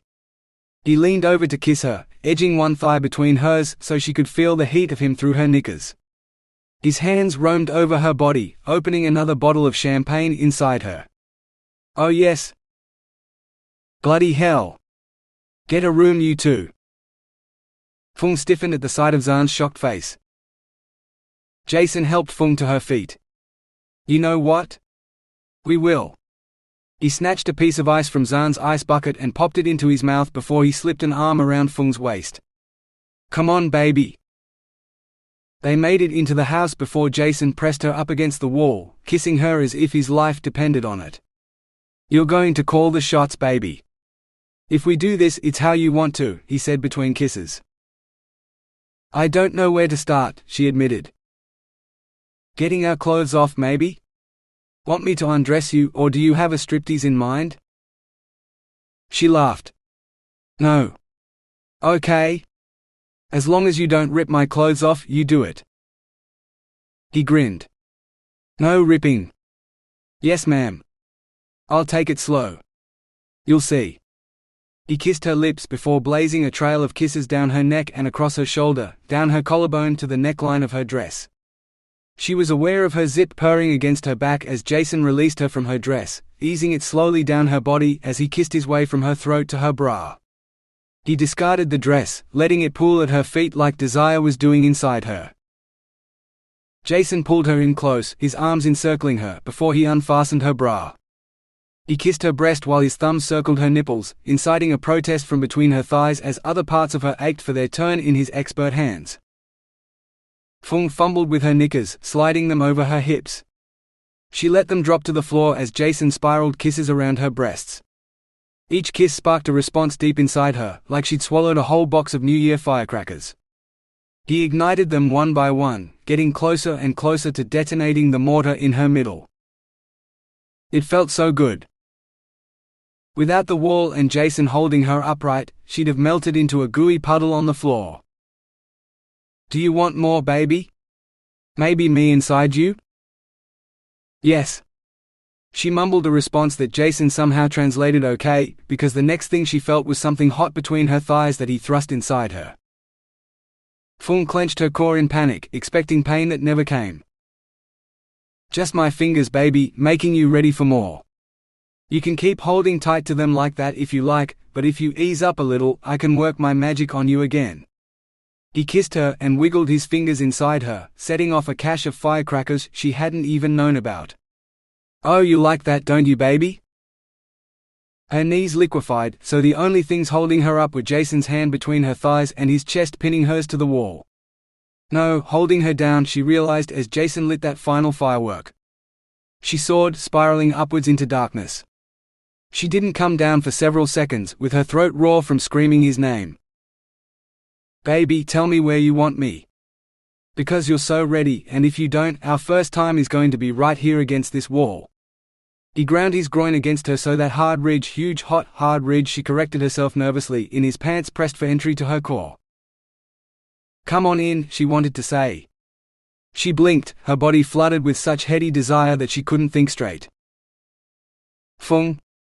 Jason asked in concern, moving away. Phuong started to slide down the wall as her traitorous legs failed. He caught her before she made it to the floor. "Not the wall then. Maybe the bed. Wrap your legs around me. I'll carry you, baby." His hand slid under her bum and lifted. His hands felt so good, dotting him between her thighs. Phuong fastened her legs around his hips, rubbing herself against the rough fabric of his shorts, needing to reach the hardness underneath. "Fuck, baby," he groaned, walking slowly as he carried her to where again? She didn't care. Nothing mattered except his body and hers, tightly entwined and never letting go. He sat, setting her on his firm thighs. Jason was as naked as she was now, and his cock sat between them, pointed right at where she wanted it to be. She slid forward on his lap, aching to feel her flesh yielding to him completely. His hand splayed across her belly. "Just a sec, baby." Foil crackled. He sheathed his cock in a slick red condom. "Now I'm ready to dance." What's your favorite position, baby? Wrapped around you while you're deep inside me, she blurted out. Jason, I need. I don't know what I'm doing, but I need. Shush, you're my wife. It's my job to give you everything you need. His hands fastened around her bum again. This time, he pushed her forward until the head of his cock pierced the lips of her pussy. Ready, baby? Yes. She wasn't, not really. She'd never be ready for the sensation of something so large invading, overwhelming, conquering her from the inside out, but it felt so right. You're home, baby, she said, shifting her hips and opening her legs wider as her body adjusted to Jason being a part of her. He laughed gently. You said it. He placed his hands on her hips. You right there, baby? You feel so fucking good, wrapped so tight around me, I want to move and make you scream my name again. Please, she begged. One slow thrust, then another, as if he was testing her depths. Warm and waiting for him, why was he hesitating? Phuong tried to push him in deeper, to increase the pace on her own, but his hold on her hips tightened. Oh, we're doing this slow, baby. We've got happily forever after here, so I'm taking my time with you. Laughing honey eyes captured hers and she surrendered with a kiss. His cock, steadily pounding into her, driving thoughts of anything else out of her head as her climax built and built but didn't blow up like all the others had.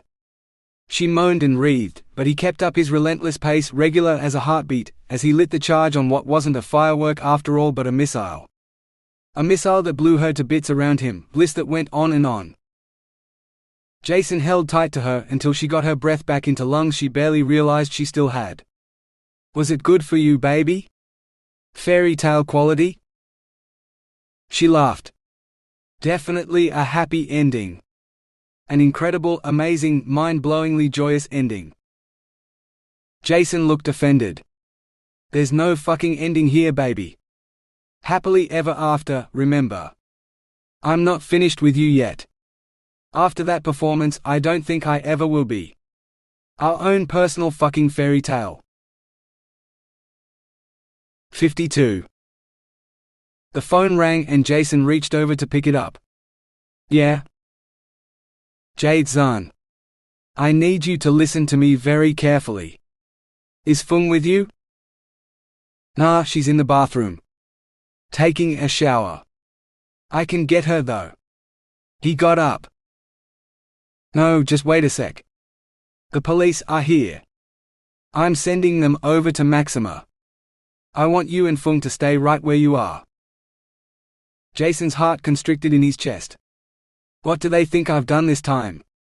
Because I swear. It's not you. It's Phuong they're here for. He started to laugh. My wife? Send them right on over, Zahn. I'll set them straight. She can't possibly. She's wanted for murder, Jason. 2 backpackers and her husband. Her real husband who survived the attack. They picked up her car on the Cape Levesque Road, and it's definitely her. She's not your wife, Jason. Just hold tight until the police arrive and don't let her leave. He started to hyperventilate. Not Phuong. She couldn't be a killer. But if she was. Am I in danger? He hissed into the phone, hoping Phuong couldn't hear him. The police are on their way now. She hung up. Fucking hell. This has been The Rockstar's Email Order Bride. Book 2 in the Romance Island Resort series. Written by Demelza Carlton. Autonarrated by AI Chris from Google.